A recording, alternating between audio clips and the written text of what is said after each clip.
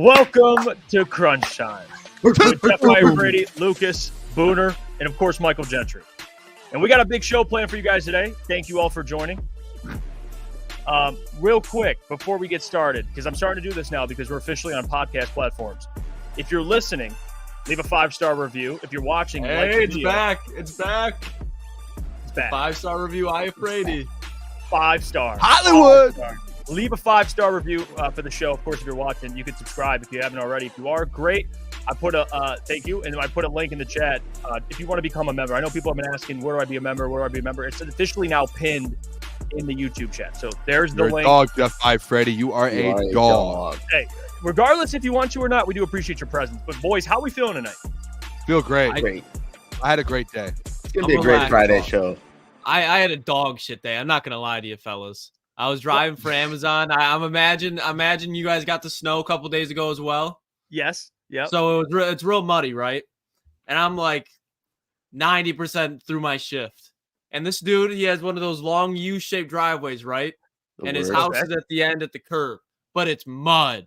It's mud. He has a mud driveway. So I'm in the van and I get stuck in the mud.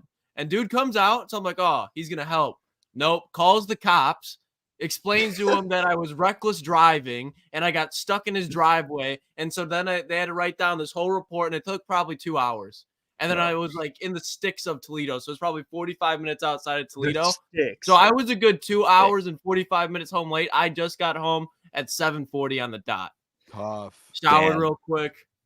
But welcome back. Rough Friday for Lucas. You made it happen. Welcome back. You made it happen. You fought through adversity, and that's why we love you, Lucas. What would Dan Campbell say? Hey, That's what he would say. That's actually what he would say. Gritty day from Lucas. Gritty day. Yeah, boy. In the mud. Real quick. That's how you get it done. Shout out to the people who got here early, like I always do every show. 313. We appreciate your presence, Anakin, Sky Ogre. We appreciate your presence as well. Vincent Ellison, he's always here early as well. Dark Flame, Adam Baydoon, here's Johnny. Of course, Ryan Lentz, the GOAT. He's in the chat as well. Then, of course, U of M Dad. Hey, Lentz is a profile picture. A naked Patrick is just something. That's else. A statement. Yeah, that's a statement. Sound Kayak. He says Toledo sticks. Isn't all of Toledo the stick? No. I mean, there's like Toledo and then there's sticks. Like there's probably like a 15-minute difference, but Toledo's got its meth parts too for sure. It's crack, fentanyl parts. It's definitely it worked its way into the city. Yeah, well, you know what? That's someone else's job to solve that. You know, that's someone else's job. Not mine. Hey, not mine. Drake's in the chat. Watch from afar. It's entertainment. Drake's in the chat. Oh, Drake Miller. So glad you got this, Jeff. Missed you in the morning show. Barely even check in anymore. Drake Miller, well, I appreciate you following me onto the new platform. Yeah, we thank you. You are the man. Travis in the chat, he says Toledo was one nasty play. He gets it. He gets it. Boys, we got a packed show. Of course, we're gonna go through the Pro Bowl. A lot of things happened. Maybe some things you've seen, but we're gonna revisit, discuss that as well. We're going to talk about some college quarterbacks, one of them being Caleb Williams, who didn't want any part with the Bears per Colin Cowherd, and now he's retracted that statement, and Colin apparently was capping. I don't know what the story is. We'll discuss that, the potential of him being a Chicago Bear. We'll talk about J.J. McCarthy. Harbaugh, speaking of Colin Cowherd, went on Colin Cowherd today, and Harbaugh said that he wouldn't be shocked if J.J. McCarthy, it's his prediction actually, that he'll be the first quarterback taken off the board. We'll react to that.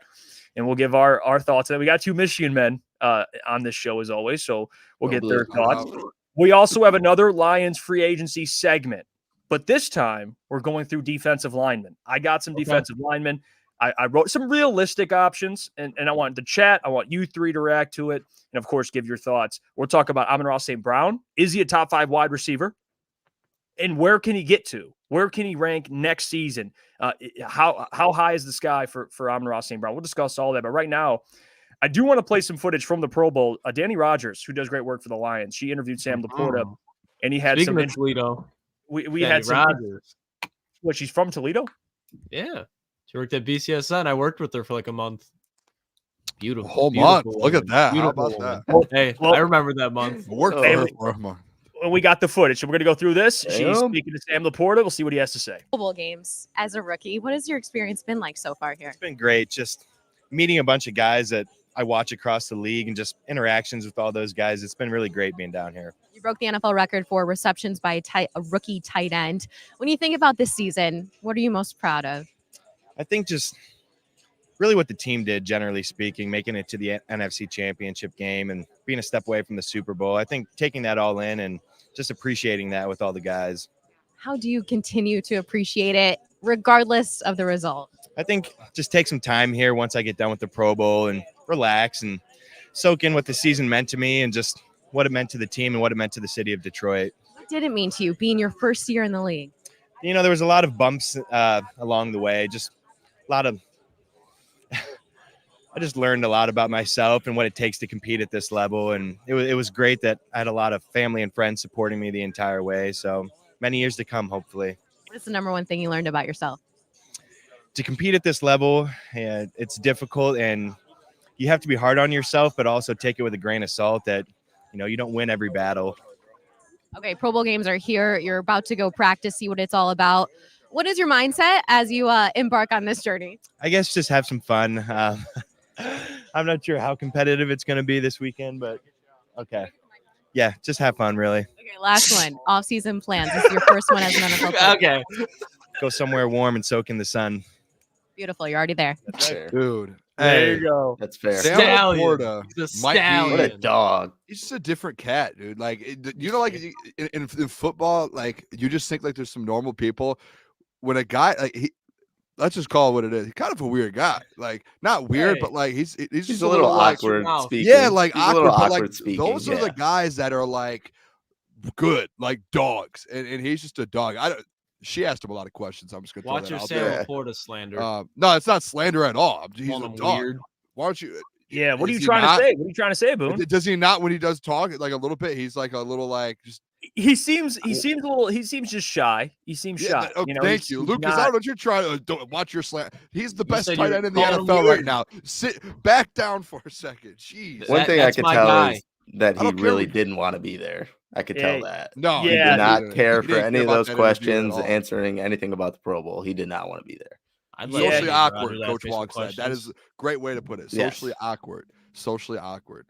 Yeah, socially awkward is probably the way to put it. But I got some more content. We'll get to it in a second. Just Sam Laporta and Amon-Ra St. Brown. They both spoke to different media outlets. Of course, Sam spoke with Danny Rogers, and Amon-Ra St. Brown was on the desk on TV. And they both got asked that similar question about making the NFC Championship game. What does that mean? And it's got to be weird for Laporta to be at Iowa, to be in that just garbage offense. And then he gets to the NFL in his first season, one of the best tight ends, and he's on a team that makes the NFC Championship game. Didn't win anything at Iowa. What a ride for Sam Laporta. I mean, Lucas, that's why you're called the ball knower. He even exceeded my expectations too. Well, I thought he was going to have 600-700 yards, not damn near 1,000.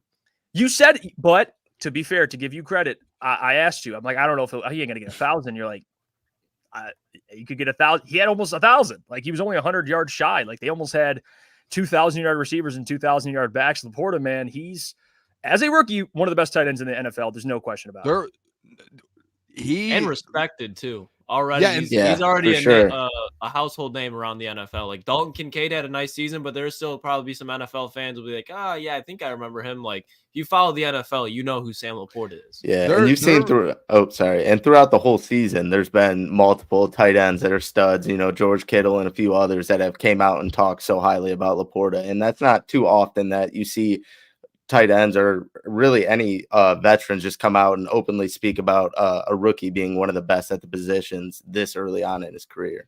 Hey, there was on the Green Light podcast. I don't know if you guys know what that is. The Long brothers. Yeah. They came out last week and they did an episode and they were talking about Sam Laporta. I think it might have been right before the NFC Championship game.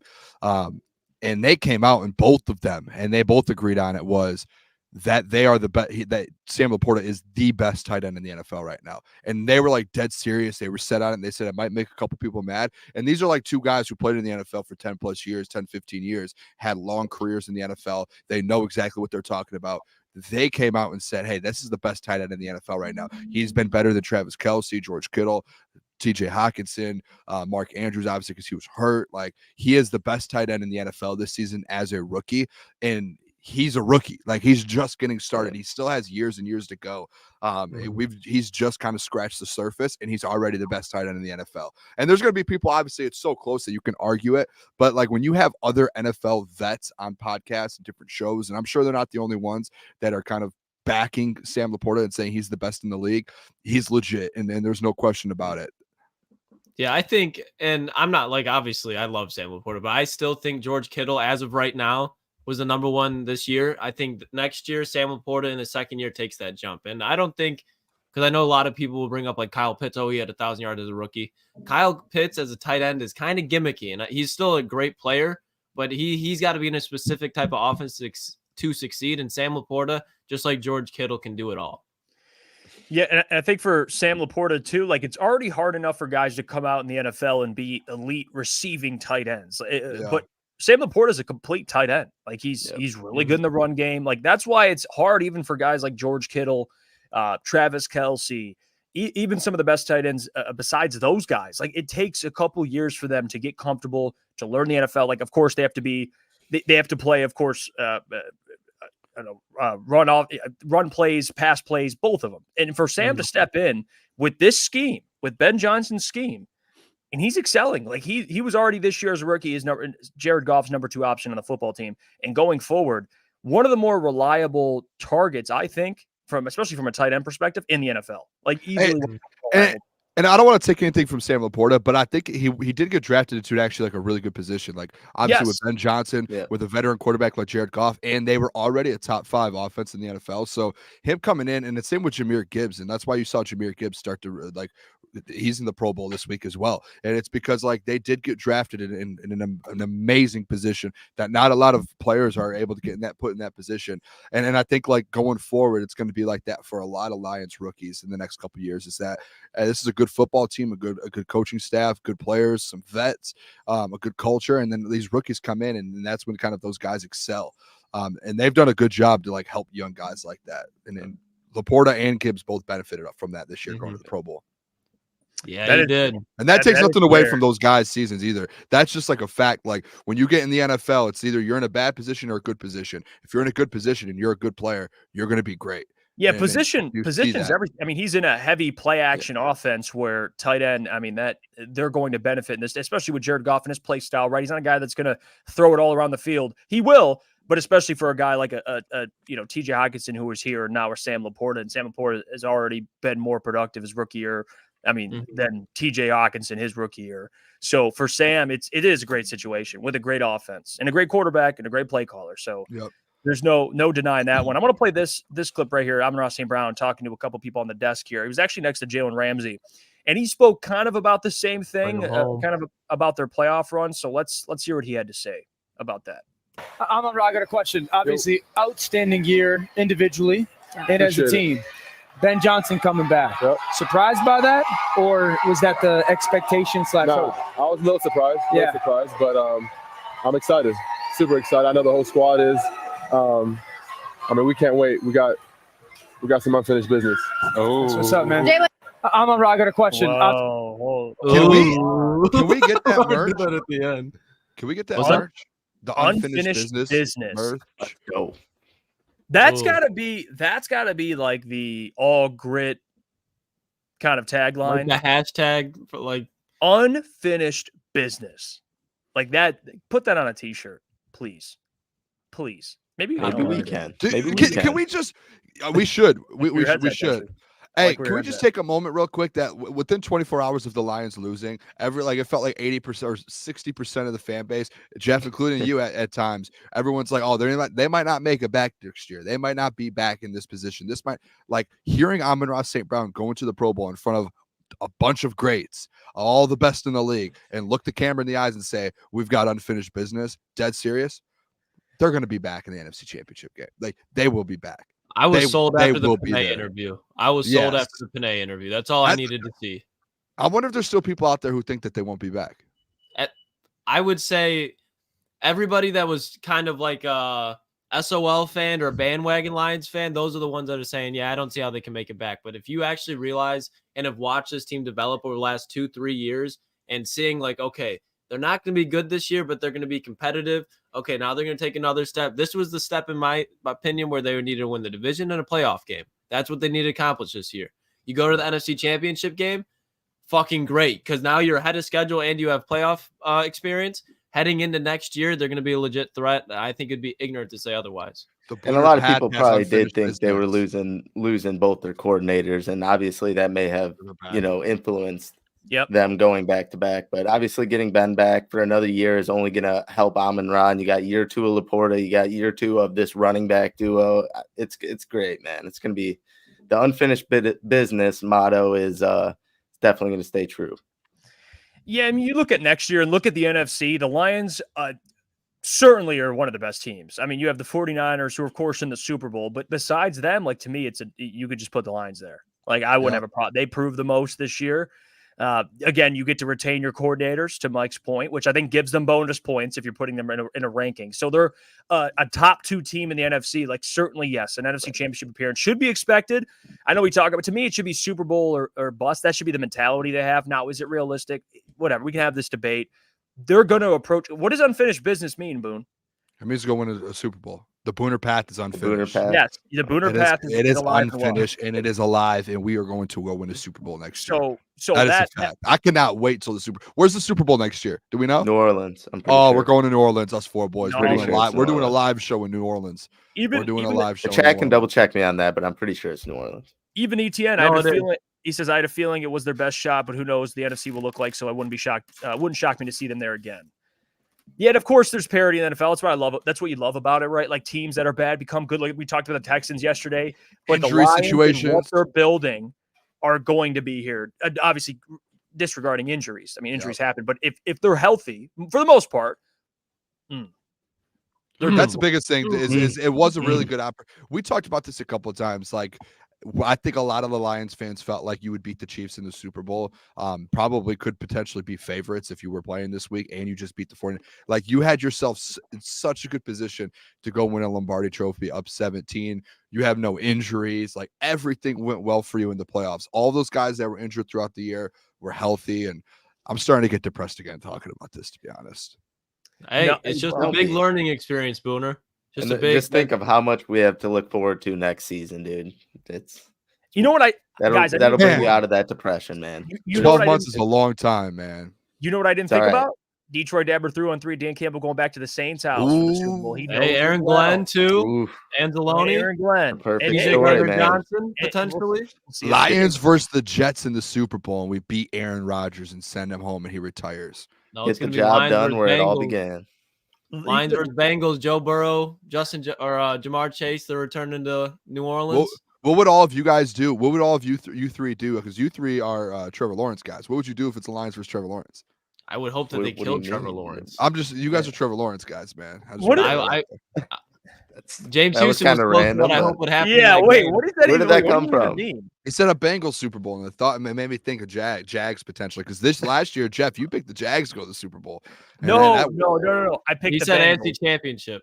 Yeah, I picked Bengals, Jags, AFC. Jeez, you had your AFC Championship. Both of them didn't make the playoffs.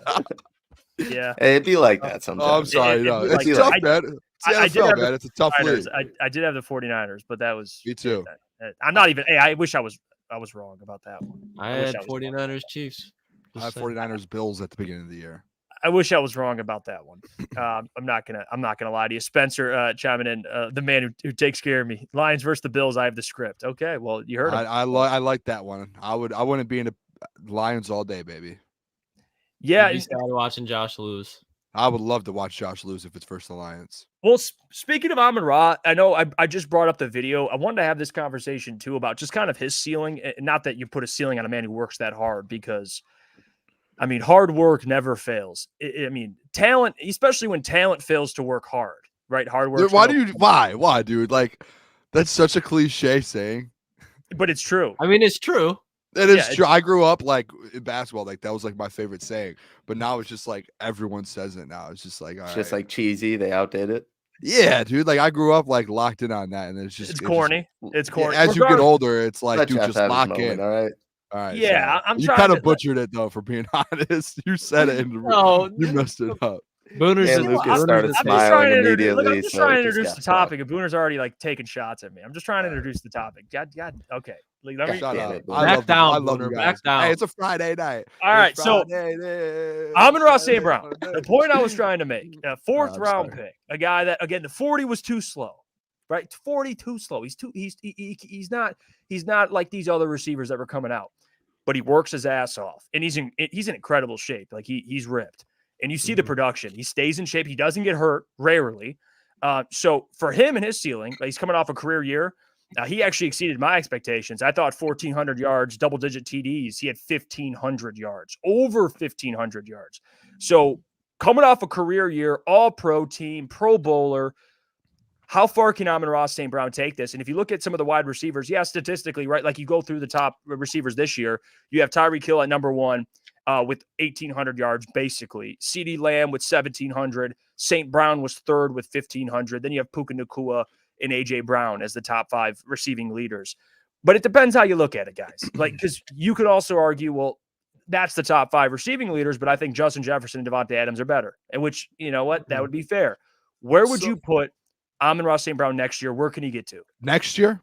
In terms of rankings, like not receiving yards, but like when you bring up like the best wide receiver in the league. This is what I'm going to say. That top 5 range. He is, and this is what I'm going to say. Last year, this season that just happened, he was the 3rd best receiver, and he was top 5, top 3 easily. Mm-hmm. Like he was the 3rd best receiver in the NFL, hands down, no question. Only Tyreek Hill. Tyreek Hill and CeeDee Lamb are better than him. That's it. Going into next year, definitely top 5. I think you can go Tyreek Hill, CeeDee Lamb. I'm still going to go with Justin Jefferson and Amon-Ra St. Brown. And then that last one, if you want to go, and this is a kind of like a where does your heart go? Like a Devontae Adams, A.J. Brown, Keenan Allen, Jamar Chase, crazy next year. Mike Evans. Like there's a list of guys there, but I think there's 4 guys in the NFL right now who are very consistent and who are dogs. And I think though that it's those 4 guys right there. Amon-Ra St. Brown and everyone's list should be in the top 5. There should be no question anymore. The only reason he hasn't been, or if he's not, is because he's playing for the Detroit Lions. And you guys know how those lists and those players go when that happens. Right. They see Detroit Lions and they run away. They turn their head. And that's just a fact of the matter. But he's top 5, hands down, going into next year. And Callie Max had a good comment. Said we have a lot of mouths to feed, J-Mo Gibbs, Sam, and all that. And that may take away from what people are thinking about St. Brown around the league. But people in Detroit know how much he means to this offense. And I'm sure going into next year, obviously St. Brown's going to be even more known around the league, and they will have coverages out, to slow him down. So Ben Johnson's going to have to figure out different ways to get him involved. And that's where guys like Sam Laporta and J-Mo will draw some eyes away for him, and Ben will get him worked in. So his yards always may not be at that 1,500 mark, but obviously he's going to be in that 1,100 plus range. And if he's still bringing that productivity, that's really all that matters. To be honest, I think he hits that 1,500 again. I think he goes back to back. Well, I'm saying if he doesn't, it's not like a disappointment by any means. Oh, yeah. It just means more other people are getting involved, and the offense is still flowing at a top 5 rate, then it really doesn't matter.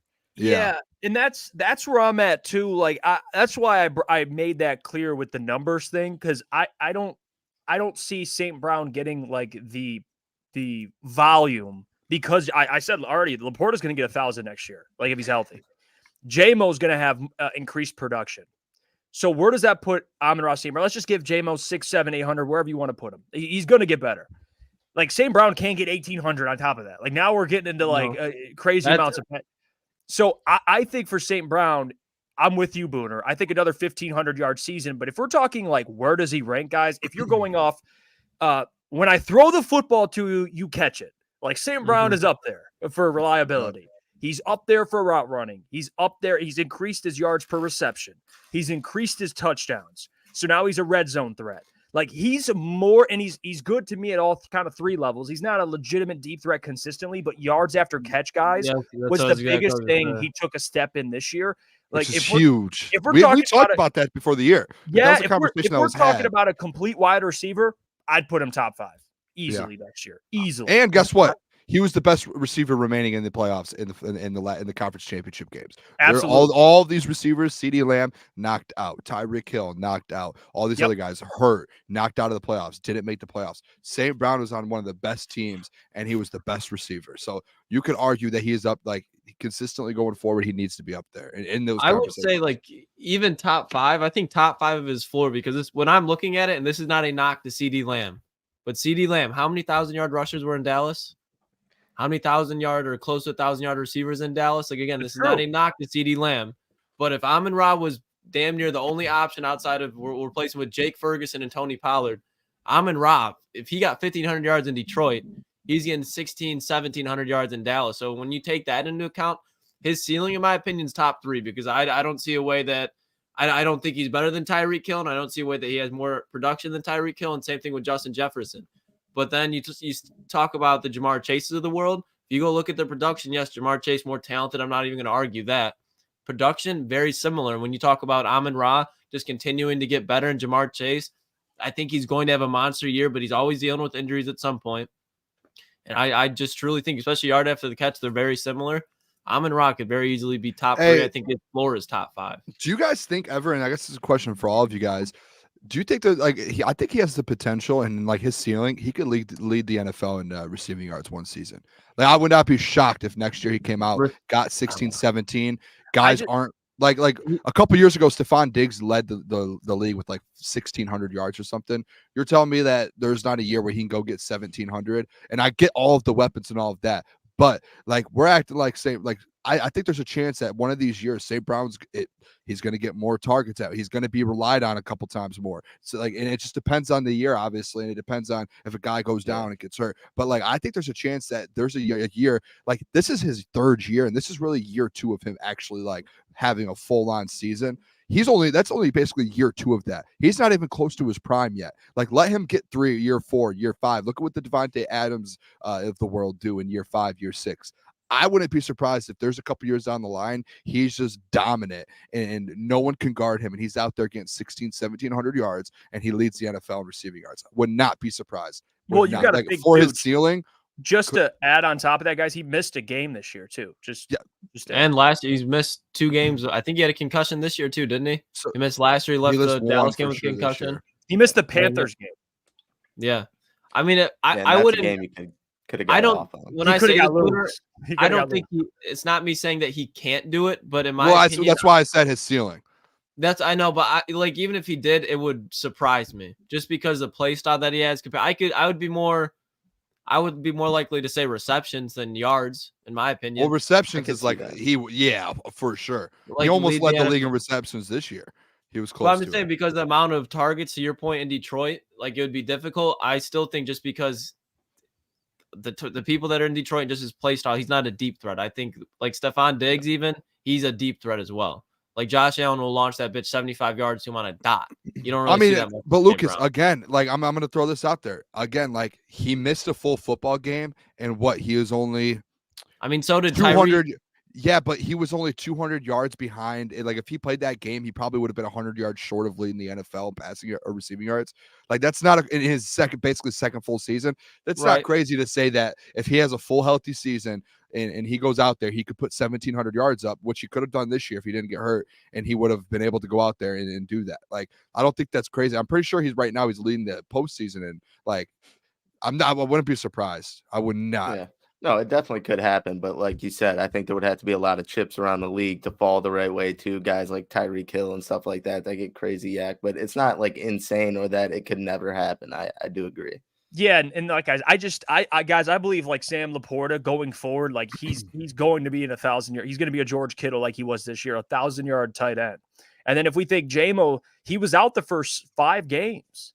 Like, assuming he's healthy, guys, like, there's some targets. You guys want to re-sign Josh Reynolds? Okay, there's 3 targets a game. Like, not saying Amon-Ra, I'm not saying I'd be surprised if he led the NFL in receiving yards, but I think it's more realistic, Lucas, to kind of expect another 1,500-yard year. I think that's possible in 17 games. Yes. Yeah, and on top of that, DCP1 in the chat, he was the yards after catch, the Yak King as well. Yes, he was. So he led the league in yards after catch, which was something that he didn't have that much before. Now he has that, and he's just going to keep getting better and better. Like, He had 119 receptions. I think the Lions record's like 124 from Herman Moore. Like, he's second in the NFL in catches as well. It's crazy. Yeah, and the other thing to add into it, why I don't really see a significant jump, is the Lions are going to address their secondary. A lot of points are going to be, it's not going to be as many shootouts as you saw this year. So the Lions, they probably won't even have to score the ball as much. They can just keep it on the ground and kind of bleed the clock. So I don't think it's a huge pressure to see another jump from Amon-Ra. And I'm not saying that you guys were saying that, but I think it would be very difficult, not impossible, but for him to take another jump statistically, if that makes sense. Sounds Where like do you a hater? To kind of, I'm just spot on, Booner. Spot on. I'm hearing over here. to throw this out there as well, guys. Like at least for a contract extension, like I just did a quick little search here to look at some guys and what they're making.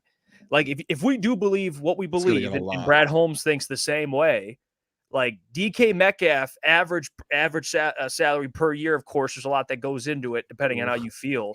Like he's making $24 million. So if we're just talking about the base level here, like St. Brown's going to command at least $25 million a year. At least. I bet you he gets like 28.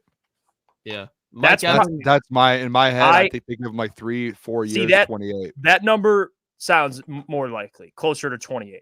Mike Evans is trying to get 25 to 30 for a 1-year deal this offseason. So if Mike Evans could get up to 30, Amon-Ra, he's going to get damn near 30 as well. Wow. And well deserved. Do 4 years, 115 million. I'd be down with it. Whatever, take it. Whatever Amon-Ra wants. He's like Jeff said, there's not check. Him and Panay to me are like blank check. Like joking aside. You will never have to question what those guys are going to do. They're going to show up and work every day, and those are guys that want to win. They're not going to be cancerous to your locker room. Like they're Brad Holmes guys, Dan Campbell guys, whatever they want, give it to them. Do you guys remember the Booner path to signing those two guys? Do you guys remember what it was? Lock them in a room, throw them each in their own conference room in Allen Park in the building, and say, "Here's a blank check. You guys figure it out. We're not leaving this building until those are signed. Don't care what the price is. Sign the papers, and then we'll move on." They should have done that a week ago. That doesn't sound like the Booner path. That sounds like a psychopath, to be honest. No, it's just that's how you get things done. We're not going to sit here and negotiate, especially with a guy like St. Brown and Panay. No, you guys get what you want. You guys are the big reasons why we just went to an NFC Championship game, and a big reason why we're going to win a Super Bowl next year. Now let's go get this deal. I should be in these buildings, dude. I would go. Oh, I would be like, let's go. I would motivate those guys. Who's the Eagle security guard? Oh, let me be Dom. Yeah, you could be the Lions Dom, Big Dom. You're Big People Boone. love me too. The fellas would love it. Booner, the mullet with the shades. You just stand there on the sideline. You'd be Dan Campbell's security guard. Oh, dude, I would kill someone for Dan Campbell. Dan Campbell, if you were watching this, if you need someone killed, anything to happen, I got you. Just call me. Booner he'd be intimidating as a security guard.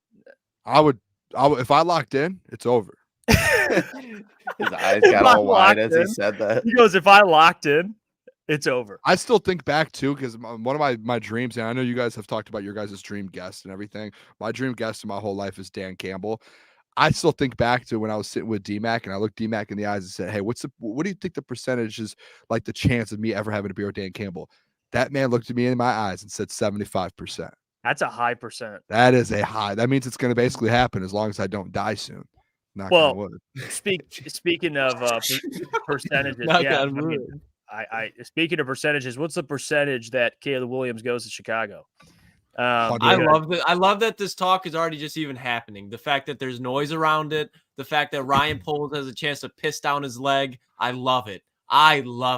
So Colin Cowherd went out and he talked what a day for him, by the way. I know he was getting roasted today. He went on a show and said, I don't remember the exact quote, but it was essentially that, Caleb Williams and his camp, they don't want nothing to do with Chicago. And then his camp proceeded to call him and say that it's not true. And here we go. I'll read the quote directly. I got a call from the Caleb Williams camp and they said, whoa, Colin. I can hear it in his voice. We don't want to be painted as anti-Chicago. And we don't want to be painted as anti-Bear. So that's the narrative. So I guess he is open to going to Chicago. I mean, regardless, I have my notes the here on this fact one. that there's even noise around it means that there's been somebody saying it in his camp to begin with. Yep, because I think agree. about all like, when have you ever heard about a player not wanting to go to a situation and then that team actually takes him and he's happy there? Even if there's noise. The one that comes to mind was the Eli Manning, Phillip Rivers, where they basically just swapped. That was just straight up, though. and That was like yeah. they just let them know. That wasn't like, hey. I've got notes on this, by the way. If you guys if want there's my news notes. this early, I'm telling you, and I'm not saying that he's a lock to not get drafted to Chicago, but all I'm saying is he might not be a lock like everyone expects him to be, and it's not because of his talent, but it truly could be. Hey, remember the whole thing around Kayvon Thibodeau? As far as like, is he really dedicated to the game, or is he really dedicated to be a big-time athlete, big-time marketer, et cetera, et cetera? You can see multiple times, and you can point to him, and I'm not saying it's for sure, but you can look and be like, is Caleb Williams truly committed to playing football, or does he like just being on this platform, and he's also a great football player? And I think that with your quarterback, that matters. And one thing I don't understand is he said like the Commanders and the Raiders were like the other teams he wants to play for. I don't know if I would want to go to the Commanders. They have a lot of unknowns with their team. They have Dan Quinn taking over. Like, that's not a team I could see. Obviously, the Raiders, you have some offensive pieces. You got Devontae, you got Jacoby Myers, you got Michael Mayer, you got Josh Jacobs. So that's like maybe an encouraging situation. And obviously you have the head coach coming back, but that's kind of an encouraging situation to walk into as a quarterback. But I'm really not understanding the Commanders, like why you would want to go there and like you're so hell bent against the Bears when in all reality they have some cap space, they have some up and coming players, so like their situation looks a little better to me than the Commanders. So I didn't really understand that aspect of it. Well, I'll give you the Raiders connection because Cliff Kingsbury, the OC, and that too was at USC. I wouldn't be surprised. When do the Raiders pick? What is that pick? But he just got there yesterday, I'm pretty sure, right? And he said that beforehand. So is it there? I don't know where the Raiders pick. If it's third, I would. No, it's not third. I'm stupid. No, I'm stupid. I'm stupid because they won 8 games. What the hell? Yeah. They don't have third. That's what I was. No, I was confused on that whole quote. But that's my point was that's why he mentioned the Raiders probably. I would assume because Cliff's there. Yeah. But here's the thing: like if you go Bears, Commanders, or the Raiders, all 3 defensive head coaches. Like you guys know how I feel about that. But Jeff, like Cliff Kingsbury, like he's a guy that like he's been on you know what I mean, like on offense. Obviously, he's an OC, but like that's a guy he just worked with for a whole year at USC. Kingsbury is going to be a great OC. Yeah, so like that's not like that would be a perfect fit if we're just being completely honest. And Devontae Adams is there, like Max Mayer's there. Like they do have some dudes, Josh Jacobs, to where he could go there and he could win right away, to be honest. So I wouldn't be surprised if they try to make a move to trade up or if he tells Chicago, hey, don't want to do that, and they move up somewhere else like second or third. The Chicago thing, I don't know. I'm in my notes, I have he will be in Chicago and he has to face Hutch twice a year. That's in my notes. And I do believe it. What ends up happening is there's going to be all of this talk. And then at the end of the day, what's going to happen is Justin Fields is going to get traded because Chicago knows, like, you just had Justin Fields for 2 years, and like, what happened? What's came out of it? Nothing. If you have a franchise quarterback that you want to draft top 5, what's come out of it? Nothing. They're going to say, hey, we just want a new guy. Let's move on from Justin Fields. Let's go with Caleb Williams. And I think that's what ends up happening. But he's going to have to go up against Hayden Hutchinson, so I'm not really worried. Go ahead, take Caleb. You still have Ryan Poles, and you still have Matt Eberflus. So I don't really care. Take Caleb Williams. I dare you to take Caleb Williams. I don't want them to take. Yeah, Caleb. And I'll tell you why. I'm a Caleb Williams, and Lucas knows this. No, yeah, he is scary. He's scary. But take him. Lucas, I dare you. And Lucas knows this because, of course, we did a show together. But I said there's probably 1/3 at least of the NFL that Caleb Williams is better. He's better than their starting quarterback. I'm serious. Like, I'll go that far. Like, and people can say the Peyton nails or he was crying to his mom after a loss. Like, you can say whatever you want. You can say, like, I've heard people say he's the next Ryan Leaf. Like, okay. No, he's not. He's not. And now, mind you, if I'm Chicago, I already know what I'm doing. See ya, Justin Fields. Give me a 2nd round pick. I'll bring in Caleb Williams. It's that easy. You reset the rookie contract. I'll do you one more. I mean, just fire Matt Eberflus next year. Please just get rid of him. I should have done it this year. You know what's going to happen? That's what's going to They're going to get Caleb Williams, Yeah. and Caleb Williams is going to have a tough rookie season, and it's going to be because Matt Eberflus is still the coach. They should have fired him. They should have went and got one of these new coaches that was on the market this year, and they should have moved on. And that's what's going to really hurt them and hurt Caleb Williams this year if he's there. Real quick, shout out Lions Blood 89. We appreciate you, and I saw your comment. We appreciate you supporting us, man. The love is mutual. Shout out. But yeah, I think Caleb. I don't think year one though. I mean, I'm not trying to act like the Bears are on their way. Like it's going to take. I don't know if they'll have a C.J. Stroud rookie season, but I do like Caleb Williams a lot. I do. I think he's a really good quarterback. He could be a great quarterback, a really really great quarterback. And I think the Bears, to me, this is a layup. Like you've seen enough out of Fields, man. Like I'm sorry, teammates might love him.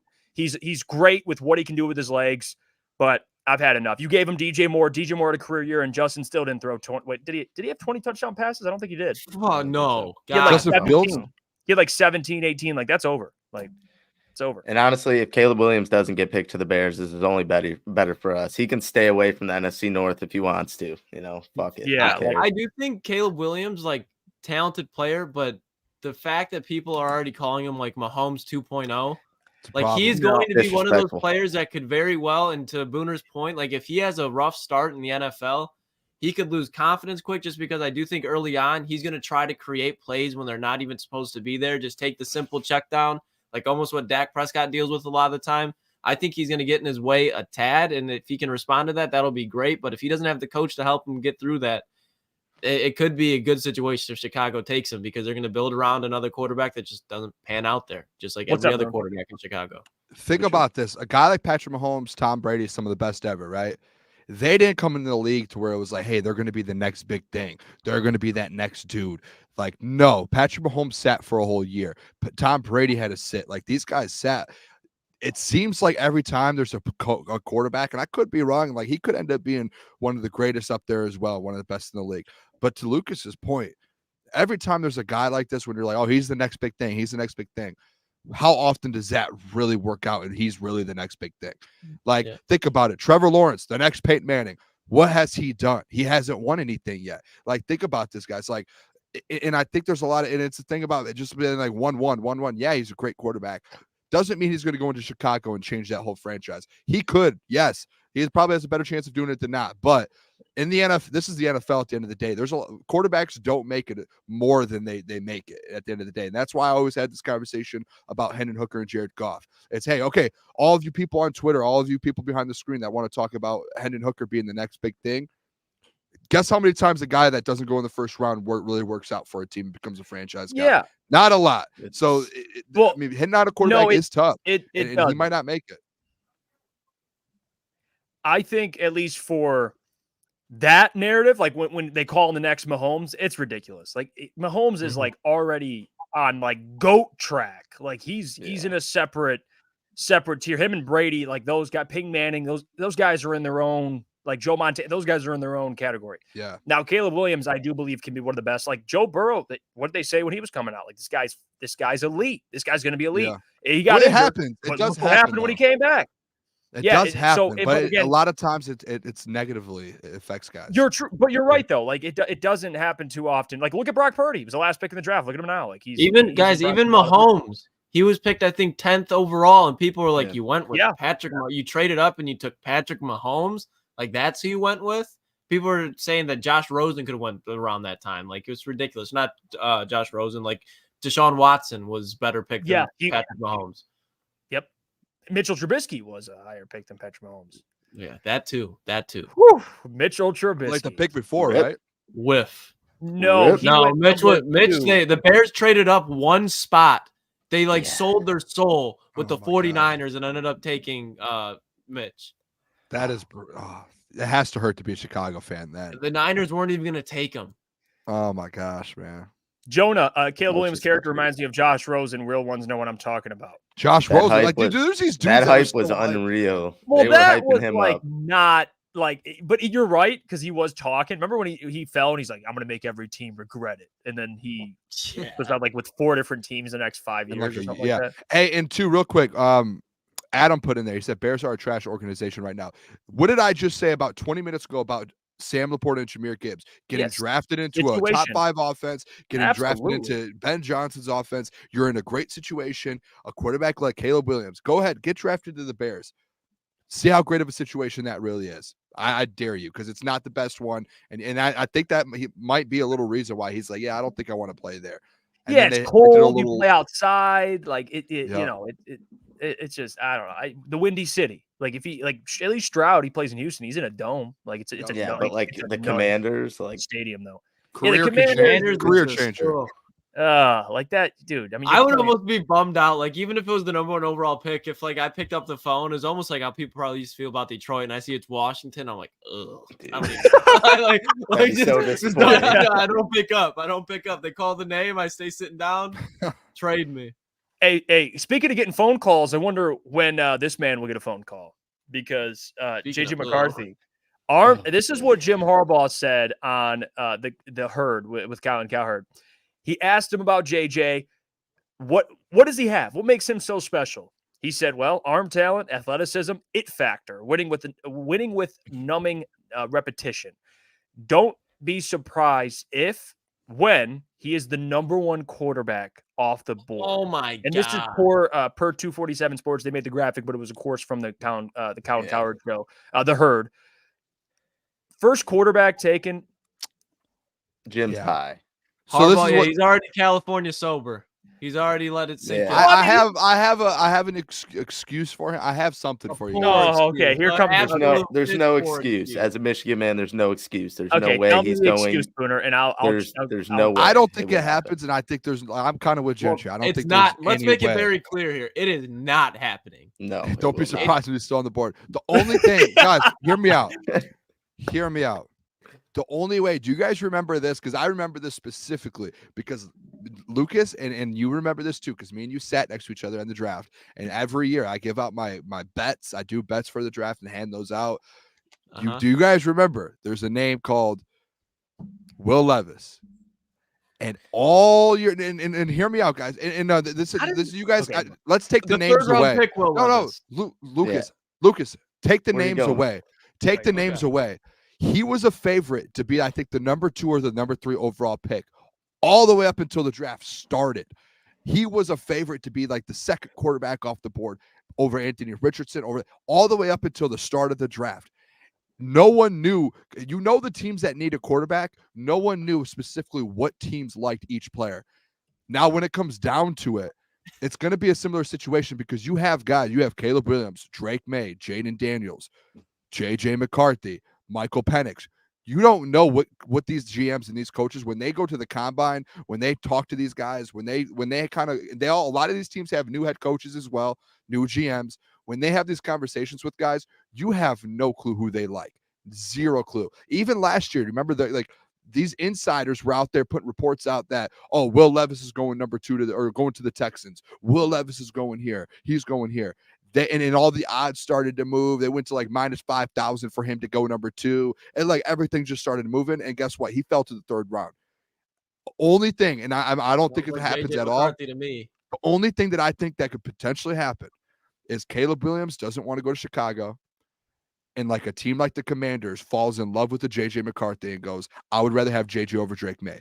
Now that is like a Will Levis situation. That would sound Washington Commanders to me. That would sound. But yes, it is. It is. But that's just like the bonehead thing. Hold on, that's just what happened last year. That is just what happened last year with the C.J. Stroud to the Panthers, and Bryce Young, and Anthony Richardson to the Colts, and Will Levis dropping in the 3rd round. This quarterback things, no one knows until the draft happens, man. And last year, if we're gonna point all this out, last year was a perfect example of what happens with quarterbacks in the draft. Everything happens flop. every year, though. I think those are all. So the chances of it happening aren't zero. No, it's all great. Go ahead, Gentry. Go ahead. No, go it's ahead. all great points and whatnot. But like, there's no way that someone reaches on him knowingly when you can get him later on in the draft. It's not like Will Levis was a guarantee to fall. There were still other teams that were scouting him. Like J.J. McCarthy, there's no one that's putting him in the 1st round, and they know that they can get him later on in the draft. Tankathon has him at 12th. Okay. Great source. But honestly, and if we're talking about percentages, the percentages that to compare JJ falling compared to JJ rising are completely different, just like it was with Will Levis. Like Will Levis, like if you really looked at him, was like, that's a top that's 5 what pick. I was saying. I feel like I just explained that whole story and no one listened to me. But that it's just like, okay, so what are like the excuse? I just like broke all that down. That was just it was an egregious take, not on your part. Not even a take on Jim Harbaugh. Not even a take, dude. I said it's not going to happen, but I said if you're going to sit here and say it's going to happen, this is why, and it's because look what happened last year. Not saying I don't think it happens. I think he's going to be like because the you're third missing a couple brain cells, not you. But if you're going to say that, not you, Booner. But if you, think I just explained and broke down what happened in the NFL draft last year when Will Levis was the favorite, minus 5,000 to go third overall, and he dropped to the third round. That is not dumb. That's like statistics. So let me give you both sides, okay? And then I'll tell you what side I agree with. The first side is maybe it's number one, it's a 0 chance he goes first. So I'll just get that out of the way. But let's just talk he goes in the first round, which I think is an interesting conversation. J.J. McCarthy, athleticism, arm talent, like all the intangibles, things you look for in a young quarterback, right? Like, and I think he's going to do really well when they interview him. He still needs some work. Like there was this 5-game stretch this season where he had 1 touchdown pass. And I get it's the offense, but like, let's not act like if you're drafting JJ, it's because of the first round 5th-year option and you get to develop him kind of like a Jordan Love when he was coming out of, I believe it was Nevada. Utah State, baby. Utah State. I keep messing that up. That's Carson Strong who came out of Nevada. That's who yeah. But Utah State. Who was your guy last year, Lucas? Clayton Tune. Yeah. Clayton Tune. Long live. Real quick. He had a great 2-point conversion. But that's why you take a guy in the first round like a JJ upside, you develop him, you sit him. Now let me give you the other side. Guys, average the average first round quarterback picks per year, 3. 3 quarterbacks on average go in the first round every single year. Let's go through the quarterbacks, guys. Caleb Williams, 1. Drake May, 2. Jane Daniels, Michael Penix, Bo Nix, J.J. McCarthy. I'm not ranking. I'm just naming them. Now we're at 6. So we got it. So average 3 of those guys go in the first round. Who's the 3? I'd say Caleb, Drake, and Jaden Daniels. Yeah, if that's yes. And we haven't even gotten to Michael Penix. That's how it should be. And we haven't. I'm tired of this. And I'm not even. This isn't even a JJ. No, he's not going no. He's this isn't even a JJ thing. I don't even care about JJ. Throw JJ out of this conversation. This is a draft thing. Let's stop acting like going like, yes, those 3. Those are like, listen, no, we don't know. Like, we know Caleb Williams and probably Drake May, Jaden Dan. We don't some of these guys can go in the first round. Michael Penix could easily go in the first round, late first round. His whole point is saying is on average. That's what he's saying. Okay, on average, yes, but like on average, actually, technically, it's over the last 15 I think after years. what happened last year in the draft, we have no clue what's going to happen with these quarterbacks. After what happened last year, last year was just a weird draft in to begin with. Just a weird draft.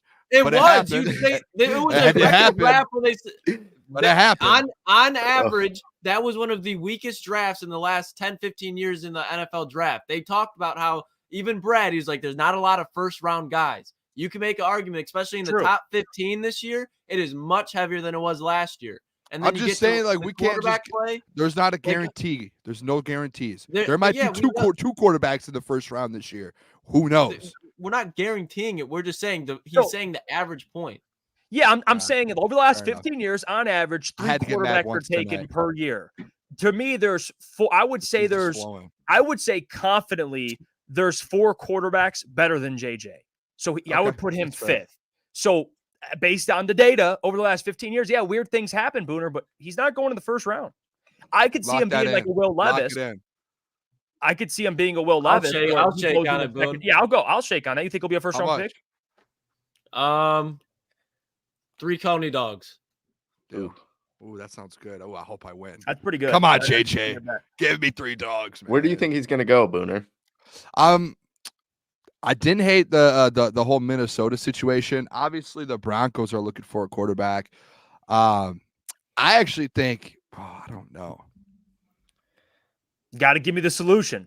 Well, I mean, hey, we're 3 days out of the season. I haven't looked at the full board yet, fellas. We were just having a normal quarterback conversation here. We weren't diving into our mock drafts yet. But I just think if he goes, it's probably going to be late for.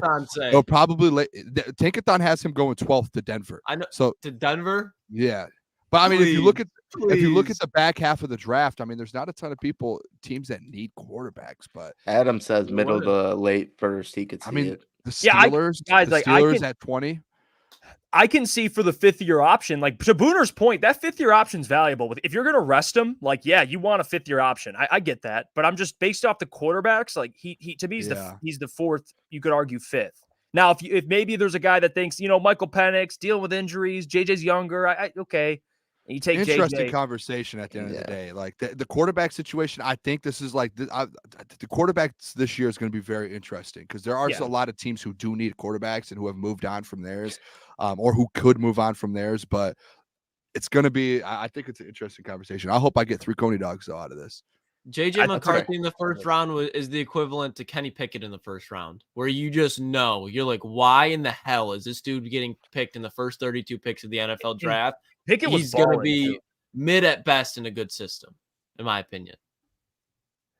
And I don't think he can't play. I just don't think he'll play right away regardless. Like, he's going to have to sit. Might have to disagree. You think he'll play right away?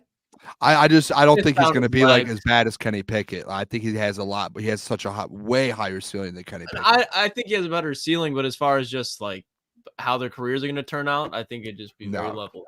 Well, you know what? Kenny Pickett is the best fourth quarter quarterback in the NFL. Yeah, I was in Kenny Pickett. Oh, yeah, die on that hill. That's a stat. That's a fact. What does he do the first 3 quarters? I'm just kidding. I don't even care. He probably won't even start next year. He visits. He visits. Joe Flacco's thrown more touchdowns in like 6 weeks than he threw in his whole career. It's fair, or something like that.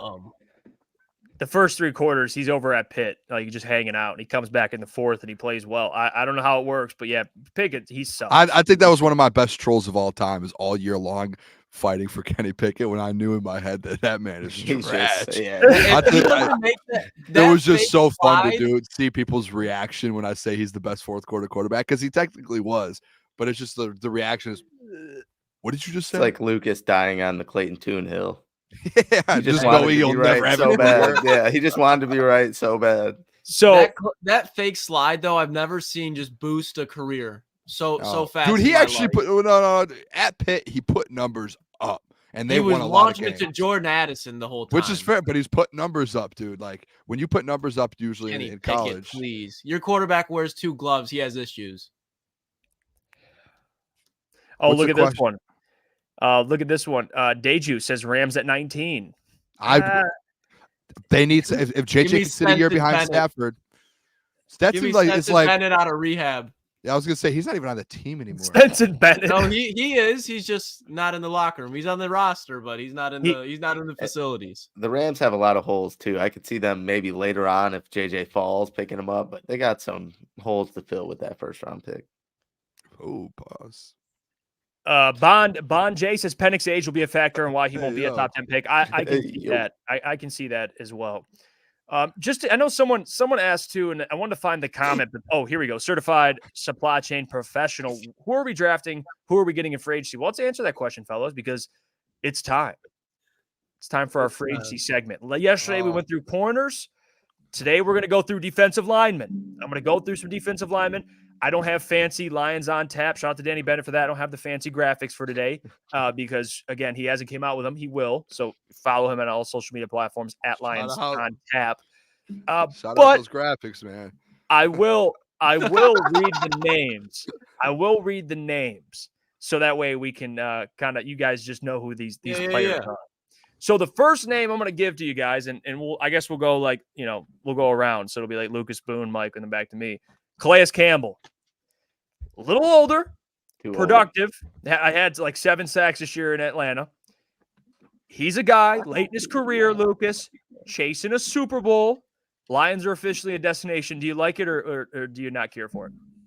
I like it. I don't love it. I think it's like a great plan C. Like I wouldn't be like mad at all if we spent money on him, but there's just bigger fish out there to fry, especially if you want to talk about an impact. Like a true statement edge on the opposite guy of Hutch. I don't think that is. I think he would be another like great versatile piece for the Lions because you put him on the interior with Lee McNeil because he's played nose guard before. I think he could be a menace, but just not the one that I'm really wanting. Is he better than John Kamish? Yes, Okay, undoubtedly. Just by then stepping sign foot on me the up. field and makes them better. Yes. Then sign me up. Booner, what do you Hey. think about Calais Campbell? I'm kind of. What's the note say? What's the note say? Yeah, read us the notes. I want to look at this stat real quick, if that's okay with you guys. I want to make sure I don't All give right. out a Well, wrong Gentry, note why here. don't you give your take while he does that? No, I mean, honestly, I think he's just too old. It really just doesn't make sense. If it like after the end of the day, if you go through like free agency and the draft, and then this is like your cherry on top signing, then like I really wouldn't hate it. But like other than that, I'm not like reaching out to him like first resort or anything like that. It like the chat saying 57 years old. Yeah, like he's one of the older players that are like still active in the NFL, especially at his position. He had 7 sacks. That would have put him second on the Lions. All I'm saying is that but it's not like a long-term solution. That's what I'm saying. You get him at the end of free agency, and he's like a cherry on top to an already great draft class, and hopefully some other help on the defensive line. Then I wouldn't hate it. But it's not like a Band-Aid. My first call when I pick up the phone is Calais Campbell. I've got it for you guys here. Let's. It's not like Jonas said. It's like signing Marvin Jones. It's not. This is what the notes say, and this is what I've came up with. I wanted to look at stats, and while I was doing all this work to look up a stat, Jeff said my stat. That dog. These are the bullet points that I have here. This is what I have. I have old, but vet, second most sacks on the Lions, and he made half of what Romeo Okwara did this year. I will take. Is it Calais or Calais? Calais. I'll take Calais Campbell. He made $7 million this year in Atlanta, I believe it was. He'll take a little less. He knows he's a year older. He did have 7 or 6.5 sacks, whatever it was. But if you get him cheaper, he's more productive than anyone you had on your team besides Aiden Hutchinson. And that is a fact, a dead fact. And you paid some of those guys more than he got paid this year. So, yes, he might be old, but guess what? Give him a 1-year, $5 million deal. And like I said, this year you're going to get a revamped defensive line. Guess what you're going to do as well? Probably going to draft a defensive end in the first round. That's probably going to happen.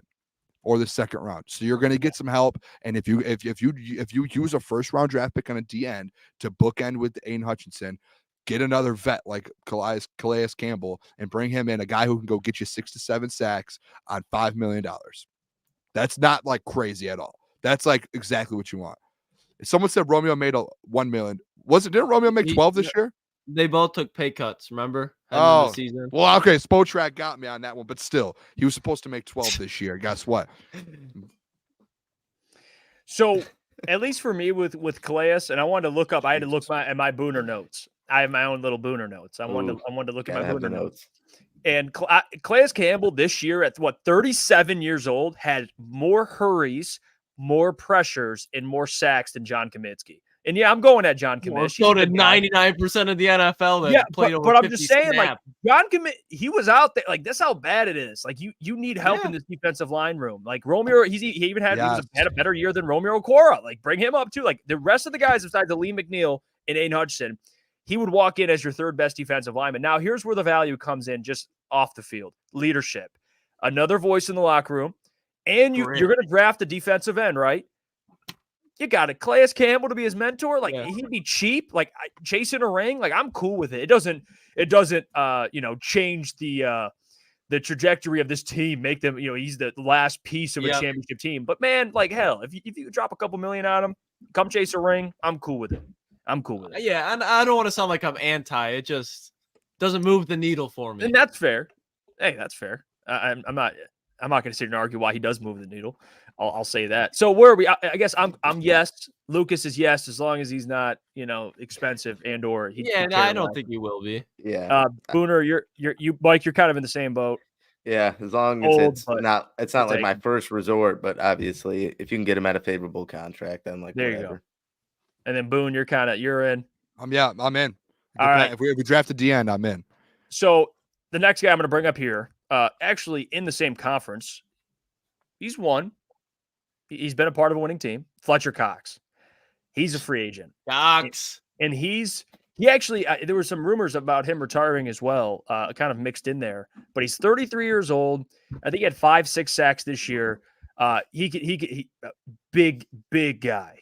big guy. And the Lions listen, he's way, way, way, way, way better than Benito Jones at 33. Lucas, what do you think about Fletcher Cox? Bring him home. Bring him home. Bring him home. Don't even. I mean, as long as it's under 10 mil, which I think easily would be for 1 year. I mean, not with defensive tackles too.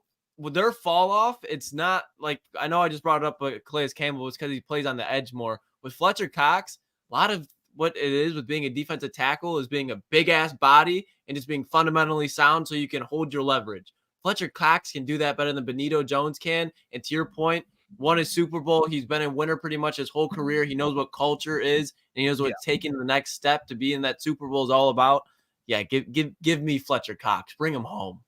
Yeah, no, I would take him too for all the right reasons that Lucas said. And then, like you said, if you can keep his contract in a reasonable range, but there's one thing about him, I don't think he's actually going to leave. And he was talking after the year and kind of defending Nick Sirianni. So, like, I don't think that we're going to be able to bring a player like him away. But if by chance he does want to come here, and like you said, it's a good contract, I think he'd be a good guy and a good fit for coaching these defensive line, the interior linemen. So, yeah, I wouldn't mind him. What about you, Boone? I'm just going to say. What do the notes say?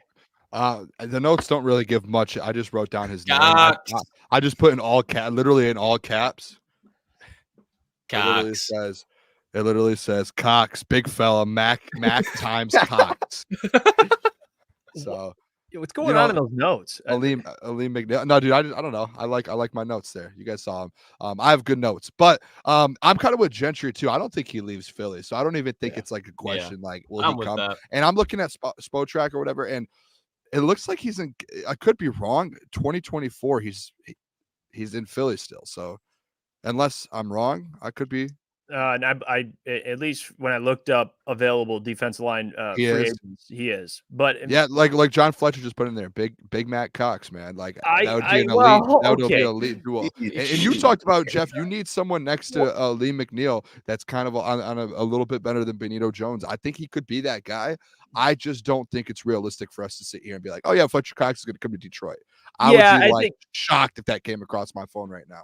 I think he retires in Philly too. I mean, it would be a great pickup, but to be honest with you, I think he stays in Philly. He's been there for so long now. Like I think he just hangs back and resigns. Another player I do want to bring up. This is someone that Lucas has been a fan of. And speaking of changing up teams, he plays over in Indianapolis.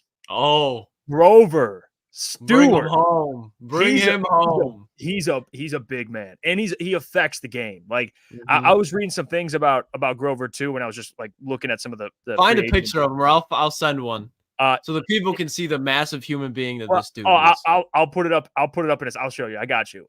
This says it here on PFF, and just kind of it gives like a summary. It says Stewart served a 6-game suspension this season for performance-enhancing drugs, but returned for week 14 for the stretch run.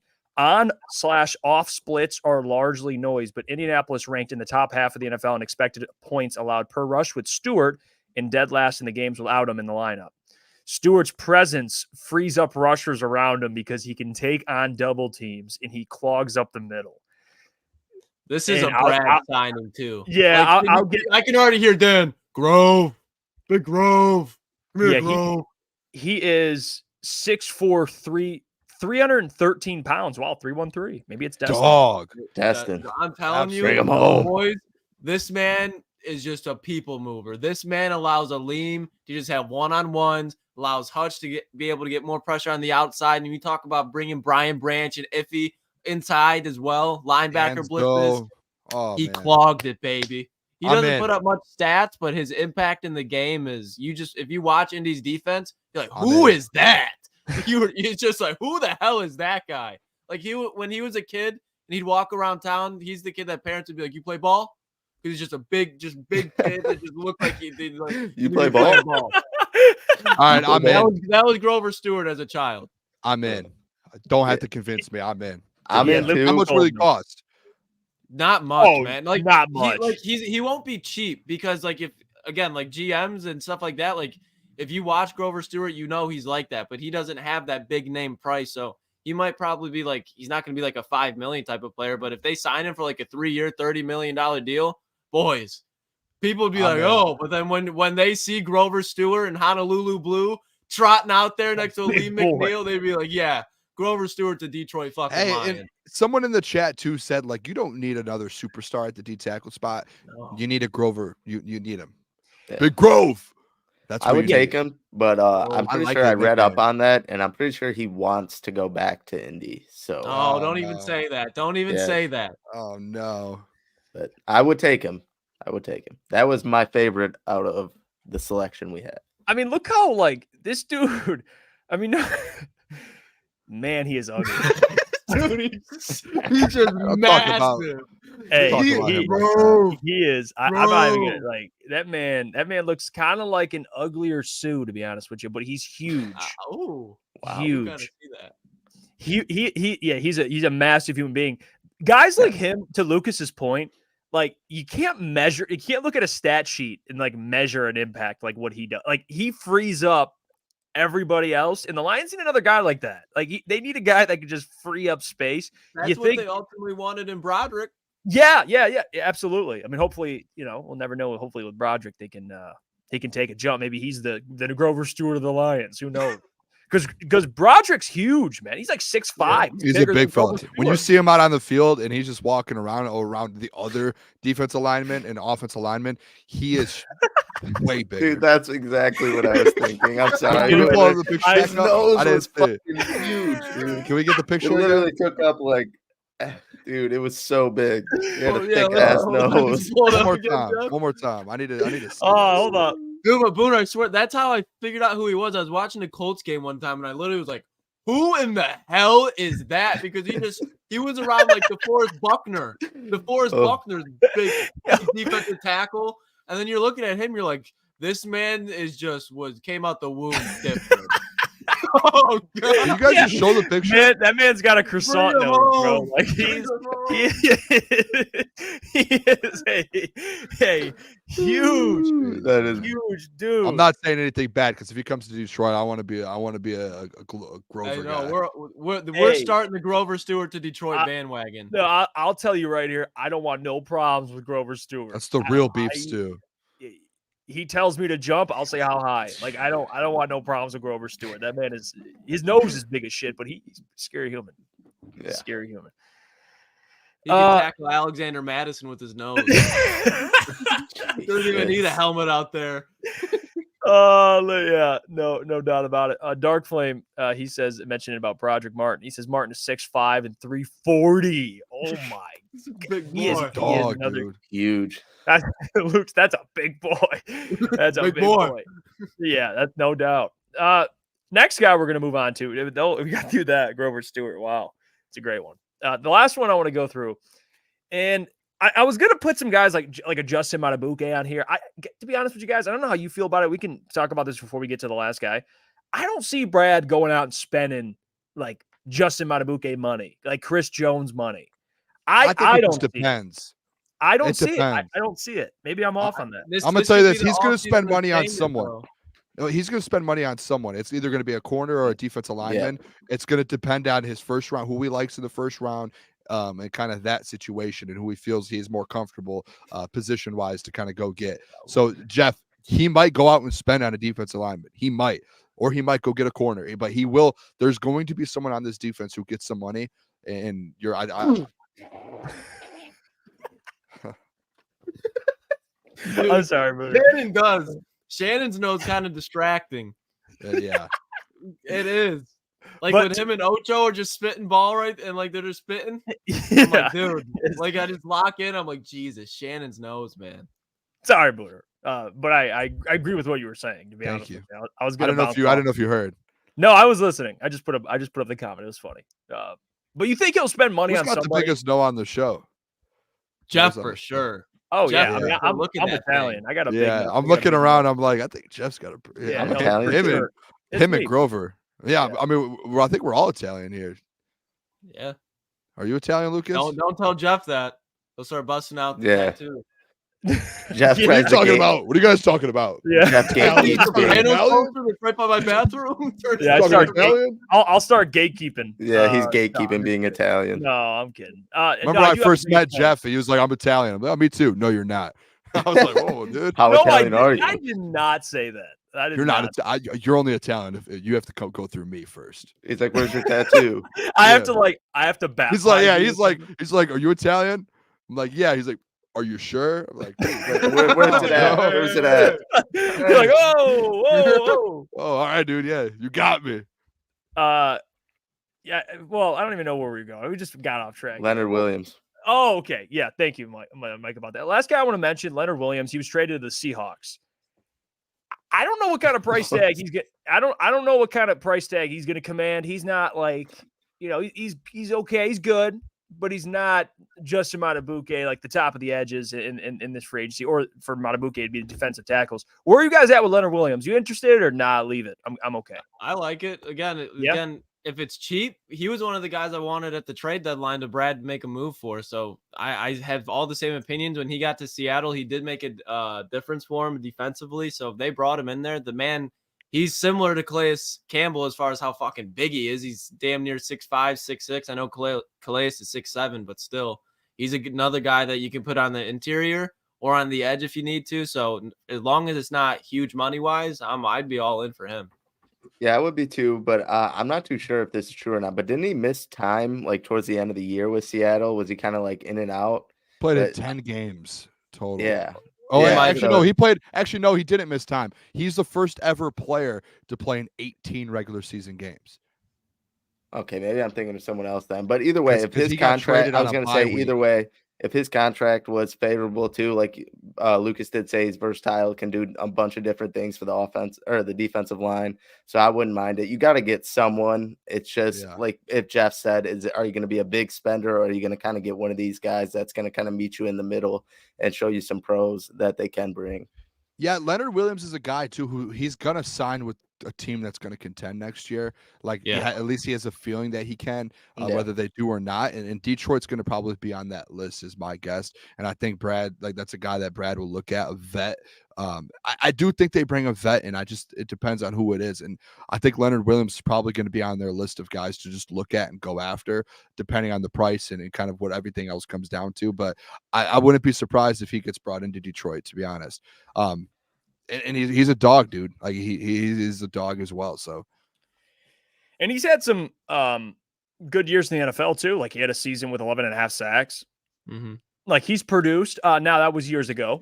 You don't even need him to do that. New York, either. They moved him to the inside, and that changed their defense. When having him and Dexter Lawrence, they were. And as far as the run defense, it was top notch.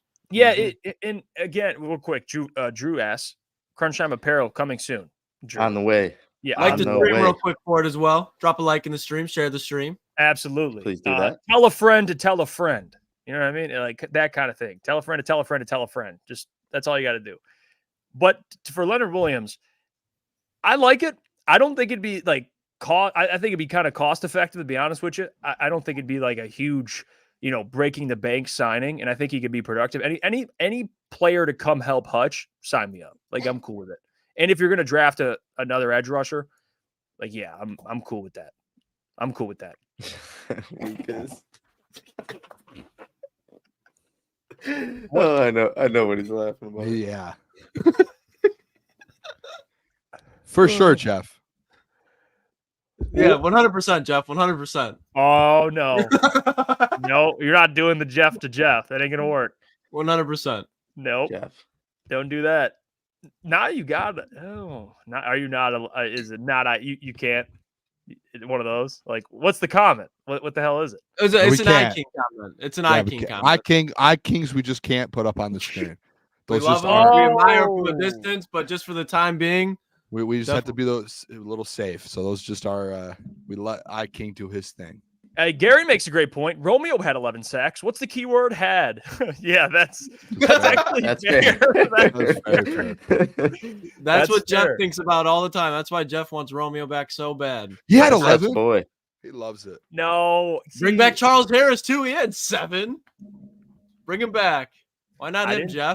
All I said was if you want some depth, you can get Romeo on a dirt cheap contract. Like, I'm cool with bringing Charles Harris, too. No, because actually Romeo played snap all year. So Charles Harris, he's no. He's a vet. He can teach rookies a couple of things. Dude, can we just move on, dude? Can we just move on? Can we just move on? I don't want to talk about these free agent options for the Detroit Lions defensive end, Charles Harris. It's fair. Fair point. Yeah, get out of here. No. Lucas, man. No, get out of here. I love you. I hate you. I love you. Let's just move on from the defensive line. Yeah, thing, no, I just want next year. Guys, all it's that about comes time we pivot. All next year matters is we have a revamped defensive line. That just better happen. I don't want to go into this season and Dan or Brad come out again for a second year in a row and be like, we just trust the guys we have in the building, man. We really trust these defensive linemen. I don't want to hear that. No, give me a new defensive line. Well, you mentioned Charles Harris, and he didn't play any snaps. Another guy that didn't play any snaps is Hendon Hooker. Crunch Karen back again. They're talking about you, Jeff. No. I think he's talking about you, Booner. But I think you're. Yeah, you got labeled as Karen yesterday. You dubbed the Karen yesterday. Yeah, you got labeled. I don't make the nicknames. Bounce back, you'll be better. Yeah, bounce back, you'll be better.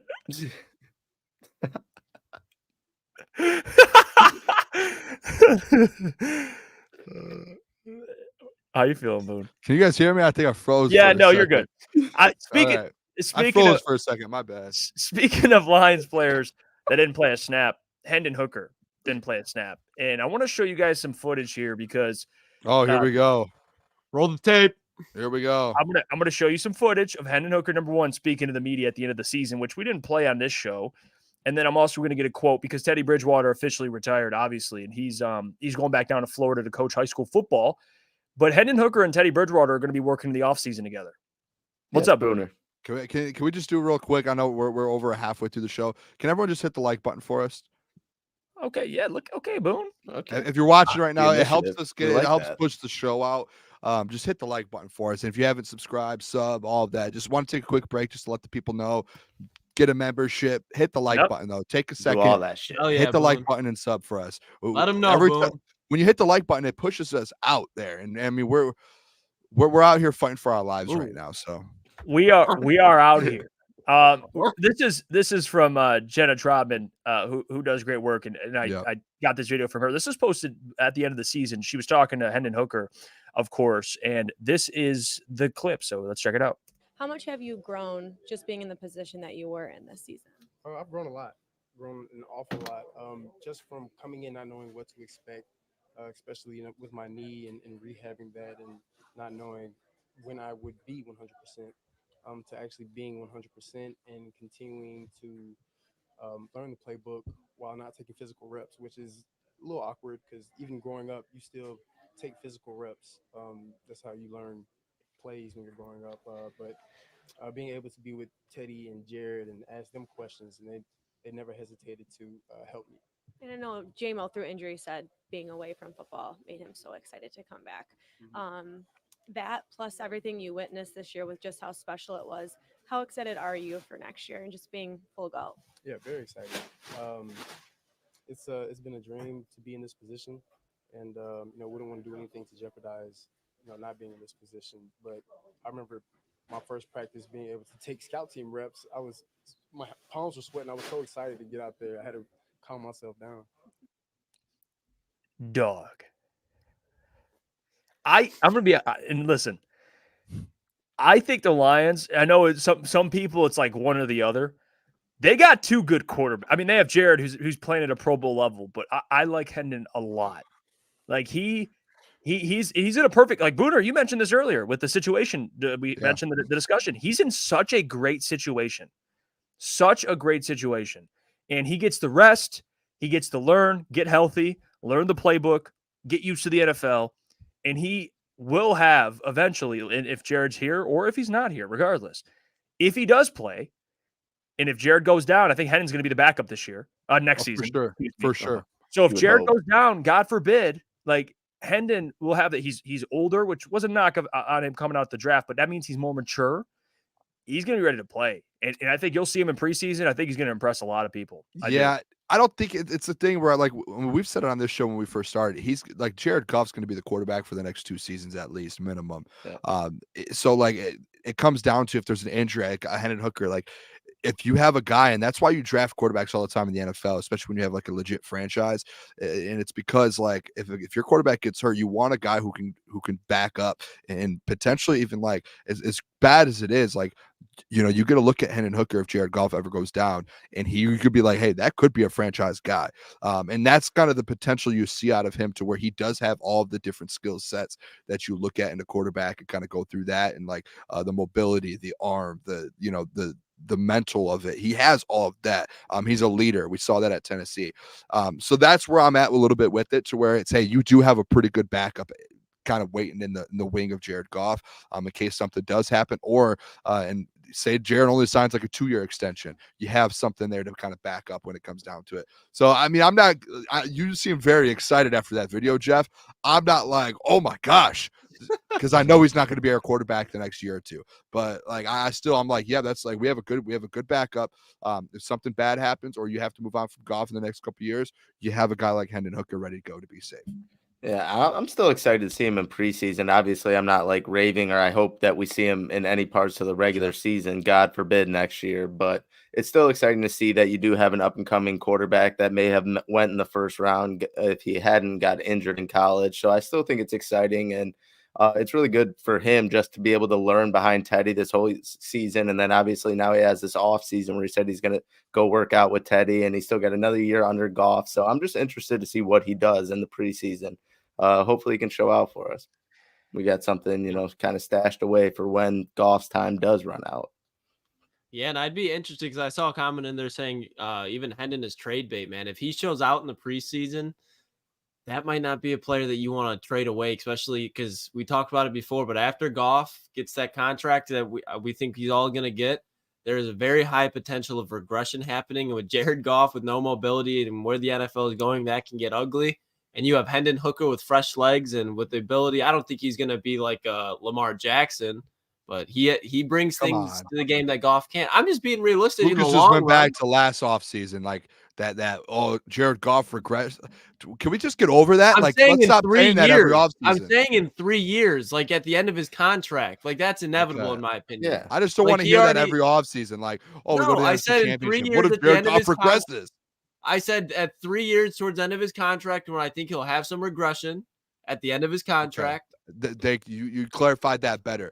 The way you said it at first was like he's going to go into this year and regress. No, I think leave that man alone for an offseason. No, let this man live and go win us a Super Bowl, please. I'm happy for him to be the quarterback of and Chef, this isn't Hooker hate whatsoever. Me sticking up for a Jared Goff, a guy who just won 14 football games, and a guy that just took us to an NFC Championship game. Stop with that. Hey, if you stick up for Jared Goff, it's Hendon Hooker hate. That kind of makes me mad. And Chef, I love you, but that's what it comes down to. That on Woodward Nights, and I know Chef and I went at it a little bit with the Hooker thing. It's like when you say something good about Goff when you're having a Hooker conversation, it's bad on Hooker. Like, no, you just went to the NFC Championship game and won 14 games with your starting quarterback. He's your quarterback. Everyone get over it. He's your guy. He's the guy, and he's going to be the guy for a couple of years. Let's get over it. Well, so it's not Hendon Hooker hate. Hendon Hooker's a great quarterback, and he potentially could be something for the Detroit Lions in the future. And I want to say this too. I hate the mix-up there. When you say something good about another person, it's bad on the other. Not it at all. No, and that's why I said. Remember, I mentioned this a couple times. Like, it's either one or the other. To me, it shouldn't be like that. Like, and I think that Lucas agrees though. I think like we all kind of agree. Jared Goff's the quarterback. They're going to re-sign him. But to have Hendon Hooker, I don't see them trading him. Like, we love Brad Holmes. We think he's an elite talent evaluator. But then when he takes a quarterback, there's people out there like, oh, he's trade bait. Like, no. Like, Brad saw something in Hendon Hooker. Mm-hmm. Not saying he's trying to quickly replace Goff, but hey, good organization. I mean, look at the 49ers. Bro, Booner, why did you just... I just want to address another comment. Lloyd, I didn't get anyone off topic. We're still talking about Jared Goff and Hendon Hooker. What are we talking about here? Go ahead, Jeff. Go ahead. And I know Steve. Shout out to Steve, man. Shout out Steve. He said, let me see this comment. I'd like to see him in a game where we have a substantial lead. I agree with that too. Like, man, get him some action, especially in the preseason. Play a little bit. Like, could you imagine a scenario? Not that we want to. I don't want to even imagine this, but like early in the season or even late in the season, when you lock up the division, maybe the last game of the year, you have a pretty good lead in the division. maybe a couple games, and you're like, hey, let's just throw Hendon out there, and he plays really well. Now you're going, okay, like we got something here. Like I think 80-yard rope to JMO. Oh yeah, and to be honest, like I wouldn't be surprised too. I would not be surprised. No, like he's got arm talent, and I think that's where the Lamar Jackson comparison. Like I think he's a better passer than Lamar Jackson. Like Lamar's. I don't even think he's like Lamar. No, I don't either. That's my point. Like I don't think I think a better comparison would be like I kind of reminds me of Hurts in some ways. But a better arm. I was gonna say that. I was gonna say Hurts, but I'm like, well, Hurts kind of took a year to two to kind of develop his arm more. But you're right. I think Hurts will be a better comparison there. But he's also 6'4" and has a cannon and can move and he's mobile. Yeah. So there's a lot there. It's hard not to like a guy like Hendon Hooker. And again, like a lot of the quarterbacks right now in the NFL, there's quarterbacks that have been taken in the third round and are franchise quarterbacks. Again, if he doesn't get hurt his senior year, he's probably a first round draft pick. Yep. So absolutely. And I know that's like an if with the injury, but he definitely would have been a first round draft pick. He was going to win the Heisman too. And that's going to keep Lions fans locked into preseason because you usually don't have that many reasons to watch the preseason. Obviously, you see a couple of your first rounders, second rounders here and then get some plays, but to see Hendon Hooker possibly play full games, it's going to be interesting to see really what he's got and him to be able to display, his arm strength, his feet and whatnot. So, and I don't, be cool you can lock in. I don't want the thing like if you hype up Hendon, it's like, oh, you're trying to replace Goff either. Like you look at some of the best, I think the best, and we talked about this with JJ, resting and developing, to have a franchise quarterback that is good, playing great the last couple of years. And then eventually you're like, hold on, like we can develop another great, good quarterback behind him. That's what great organizations do. Yes, Booner. Bingo. Like you look around, organizations do it, and I know people hate this comparison because it's an anomaly, but I'm going to say it anyway. Although the quarterback comparisons are not the same, Alex Smith with Patrick Mahomes, not saying Hendon's Patrick Mahomes, but just look at Alex. They're winning games. They won 12 games with Alex Smith. They won a playoff game. You look at Aaron Rodgers to Jordan Love. Now, obviously, Green Bay is a whole nother thing because they had 3 back-to-back pretty damn good quarterbacks. But that's how good organizations operate. I think Brad Holmes understands that. Yeah, and to what I don't want to happen, and like just like you kind of said there, Jeff, is the opposite side of it. Obviously, when we were talking Hendon Hooker, and then we all start like obviously the golf stuff, and they're like, oh, why are you hating on Hendon? Hendon Hooker's probably going to have a good preseason, I think. Like, I think he's a good enough player to where he's going to go out there in the preseason and he's going to dominate a little bit, and he's going to show what he can do. That doesn't mean he's going to be your guy this year whatsoever, and that's what I don't want to see the fan base. And I don't want to see the fan base like, oh, Hendon. And there's going to be a part of the fans who do kind of go that direction and say, look what he did in the preseason. Look what he did. Look what he did. Again, we're in the NFL. Like, let's not do that when that time does come. But you are in the NFL. Like, that's going to happen. And preseason's a lot different than the regular season. Playing football and looking and putting stats up is a lot different than winning football. So that's kind of where I'm at with it. So, it's about winning football games. Right now, Jared Goff is doing that for you. Yep. And Lentz in the chat said, I will do that. I know Lentz will do that for sure.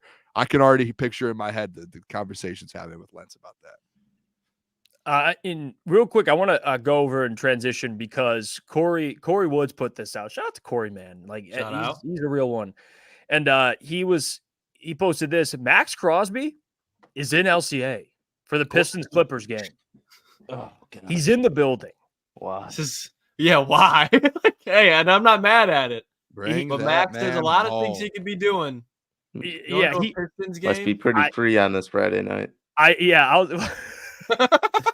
Not a lot of plans. You couldn't have anything to. You didn't have anything to do. You sure, Max? Obviously, bring that man home. Could you imagine? It would be game over for opposing quarterbacks. Oh my gosh. Jordan he loves Vegas though. You see Danny Bennett right there in the corner with that "Hey Big Head" text. He's over there. Need Max to attend practice at Allen Park. Like he's not. There's no way he's coming though. Like he loves Vegas. He loves. And his whole thing was like, I will leave Vegas unless you sign Antonio Pierce to be our head coach, and that's what they did. He loves Vegas, but like I wouldn't put it past him at some point in his career if he's like, hey, I'll come home for a couple seasons. I'll come home. Bring him home. I bet you though, like.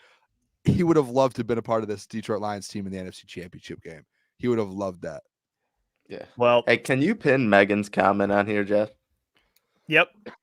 That is what I don't want to happen. And I know how the Lions fans are sometimes so wishy-washy on situations. Please don't be calling for Jared Goff's job just because Hendon Hooker's healthy and he might have showed you some flashes in the preseason.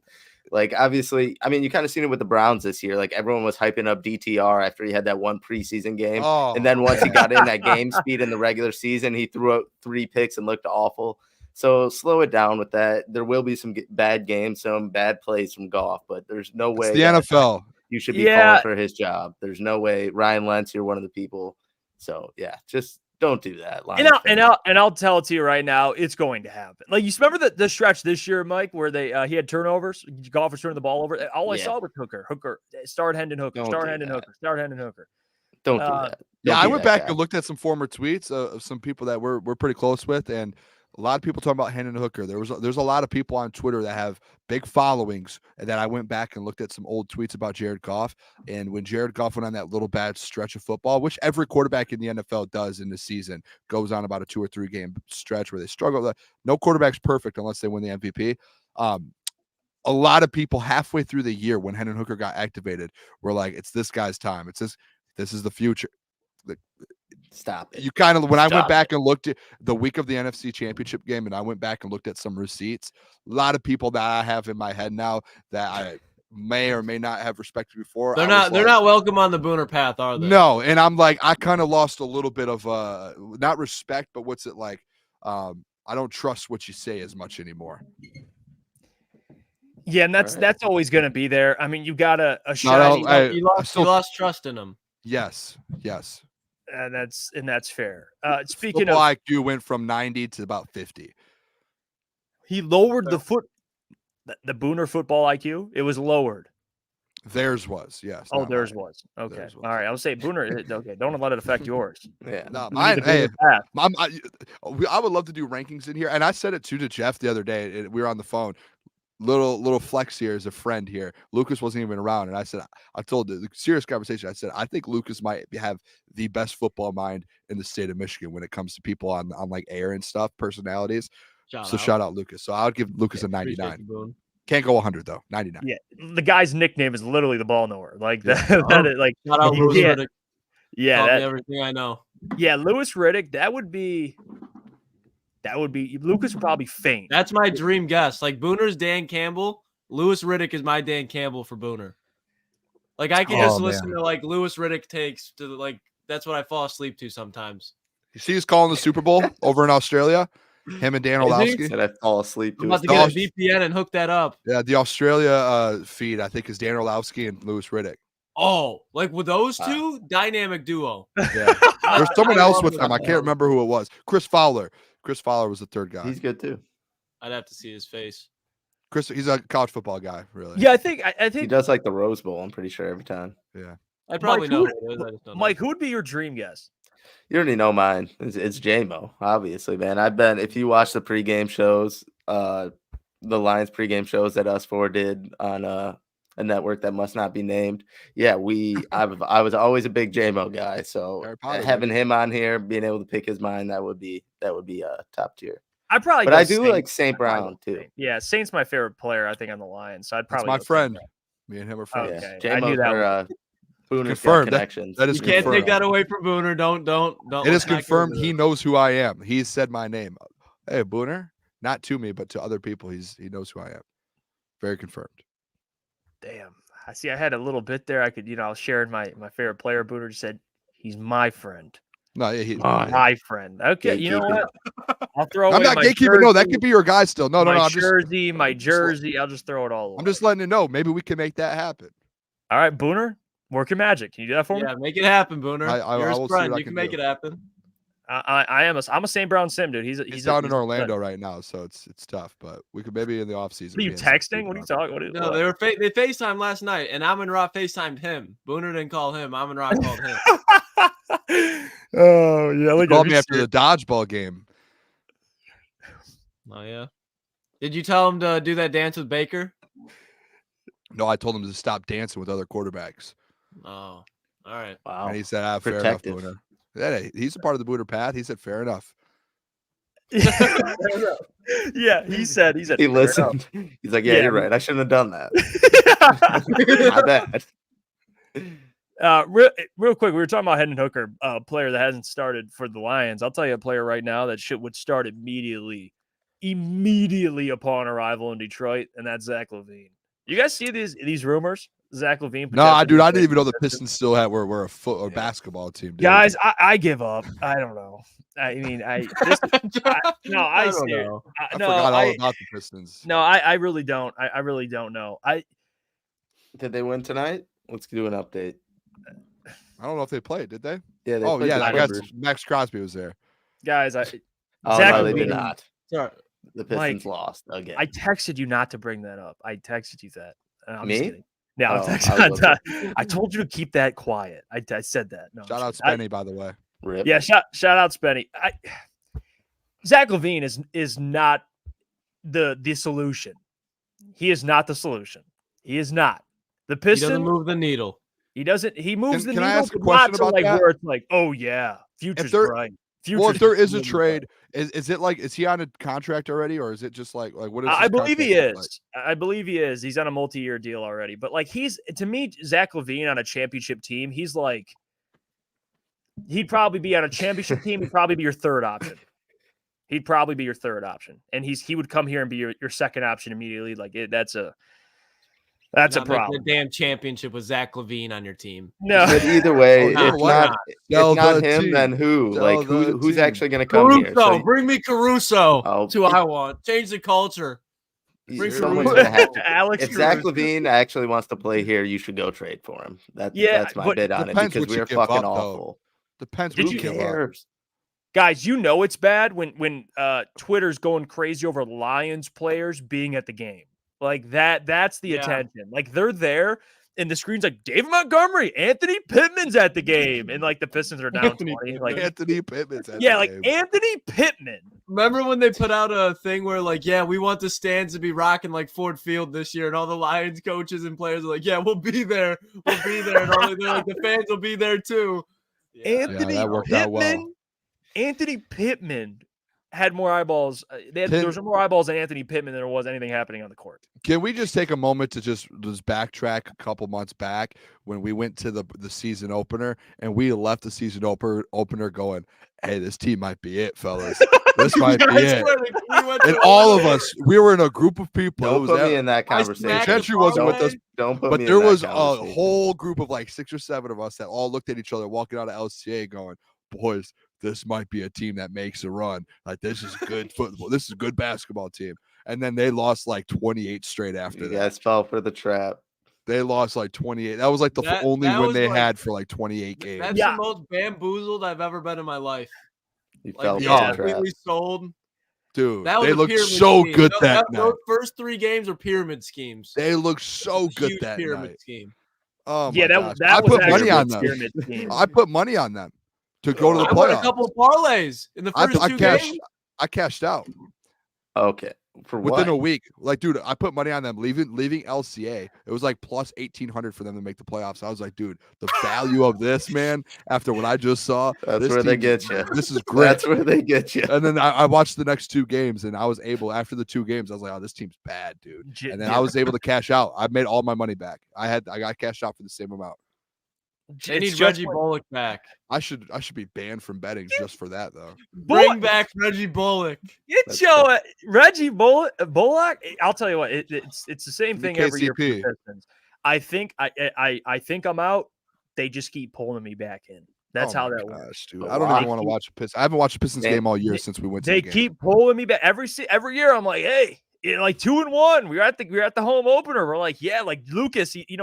He's getting more into it. He's like, man, Jalen Duren's a stud. We're talking about it. We're like, yeah, like it's exciting. Like Cade's guys, they didn't win for 3 months. Like, and then it was the Killian Hayes show, baby. They needed to start Killian Hayes. There was no reason not to start Killian Hayes. No, because Killian Hayes is a starter in the NBA, at least in Detroit. He tries really hard. He's actually getting some DMPs. I don't know if he played tonight, but like they actually at least got that right. What's up, Boo? Can we move on from the business talk? Yeah, actually, let's get to mailbag. I want to get. I got bored. Get the questions Get the questions coming, and then we'll get to some mailbag. We got Spenmo chiming in. Appreciate you, Spenmo. The goat just left the bar, grabbed a fifth of Don Who. That's dangerous. Spenmo, drop the good questions then. Surprise me, Benny with the Don Who is he dangerous man. That's a dangerous Spenny. After the Kansas City game, and I did spend all nighter at the studio. Spenny scared me, man. You guys scared me. And we walked in for the morning show, and he was laying there on the couch, shirtless, sleeping, and in the middle of the snoring so loud, snoring like that is a Spenny on like Don Who got him. Like he found out who Don Who was, like that. He found out. He learned. Spenmo, he responded. He says, "Oh man, I haven't been that drunk in a long time." Steve Lehman, mock draft Monday. Yeah, we'll be starting that Monday. We'll start doing. We're gonna do one live, right? Like we'll do it. Well, to be honest with you guys, I was debating on this. Should we just wait till after the Super Bowl? I say yes. I say yes. I don't want to do it. I told myself I wouldn't do a mock draft until after the Super Bowl. I was gonna give in for the boys, but I love that. After the Super Bowl, we'll start mock draft Monday. Is that we got to vote? Thank God. Yes. That's right. Yes. All right. So we got 3. Sorry, Lucas. You just took that. I'm not going to even touch about it. I saw either way. Yeah. I just think we gotta, you're blowing your load early. You know what I mean? That's kind of what. That's what you even thought. Hold on. You took a second to think about what you were gonna say. You're like, it's like, and that's what you came up with. Yeah, that's what came out. You're blowing your content load pretty early there. I'm not gonna lie to you. Yeah, you are. I mean, you're covering the draft. You're doing free agency. It's not even the Super Bowl yet. I don't even think we could do it after the Super Bowl Monday because we're gonna have to talk about everything with the Super Bowl. Well, that's okay. We can. Mock draft Tuesday. Who cares? Yeah, mock draft Tuesday that week. It's an exception. And then after that, it'll be Monday. What isn't Tuesdays with the doc? Thursdays. Actually, we didn't get him this week. What happened? I'm gonna get with the doc. I'm gonna see what we can do. All right, I'm gonna get with the doc because I don't really have anything locked up with him. He joined us. He was kind enough to do that, but we'll get something weekly with him. I like talking with the doc. Yeah, I'm a fan of the doc. That's a ball knower. And Michael Mike, of course. We'll get him on as well. We're gonna have some big things planned for the draft too. The draft's gonna be. We had conversations about doing a live show. Yep. Yeah. I thought you were going to go into it. We may be live as well. We may be live as well. I had a conversation today with someone about doing a watch party for the Super Bowl. So things are happening, fella. Hey, things are happening here. The business is booming, as they say, as the kids say these days. Shout out Easy, Jordan joining the show as well. Shout out. Speak easy, baby. He says in like 60 days I'm eligible to come on. Is there a time limit? Venmo says get Spenny on. Hey, boys, we're here. We're here. Hey, we're in the same spot. You know where to find us. 8 p.m., 10 p.m. every single weekday. So it's up to you fellas. Monday we will be joined by Nick Faber from the Honolulu Blues. Let's go. Which will be fun. So he'll be joining the Talking show. Senior Bowl, the draft. John Hughes, let's see. Maybe if you guys had been live for the NFC Championship game, Jeff wouldn't have been at Ford Field, and we'd be in the Super Bowl. That's fair? There's some truth to that. He's not completely. That is fair. He's not completely off. Callie Max mailbag. If Latu drops top 15, would you guys trade up and bring him home? Him and Hutch would make Bum Sutton a Pro Bowler. What is up with that? I don't even like. I gotta still look. Usually, like around after the Super Bowl, that's when I start looking at prospects. Just because you can hear so many things from people that you really they have credentials and stuff, but they're just saying what they feel in the moment and can be completely true or completely false. But I just look after the draft or after the Super Bowl. I agree. Spenny's coming at you, Boone. Spenny, come on, dude. We know who really cost the Lions a Super Bowl. I can't say it, but we know who really cost the Lions a Super Bowl. I won't say it, but we know. I think we know in here. Steve Lehman, you guys going to Toledo to hang out, and Lucas is set for the Super Bowl. No. Can we all fit there? I don't know about Hey, yeah, that you one. guys could all fit. Whoa. Yeah, pause on that one. Pause on that one, yeah. Hey, that was kind of worse than mine, dude. That was kind of. I didn't take time to think. You thought of something to say, and mine was just like, yeah. That one was. Hey, that was. Here. That's crazy. That one. Relax. You're just trying to take heat off yourself. Yeah, I am. Doesn't fit my narrative. Steve and David, mailbag. Can we all go in on T. Higgins, re-sign Jonah, and all defense from there? T. Higgins, man, is going to be an expensive contract. That man, very before the season, I would have told you 100 times yes, but I'm honestly don't see. He's going to be in. He's going to be in Cincinnati again. He's not going anywhere.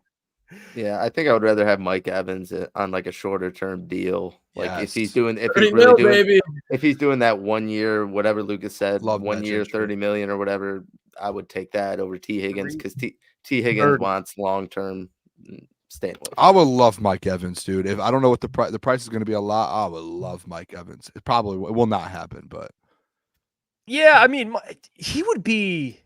I mean, imagine how much he.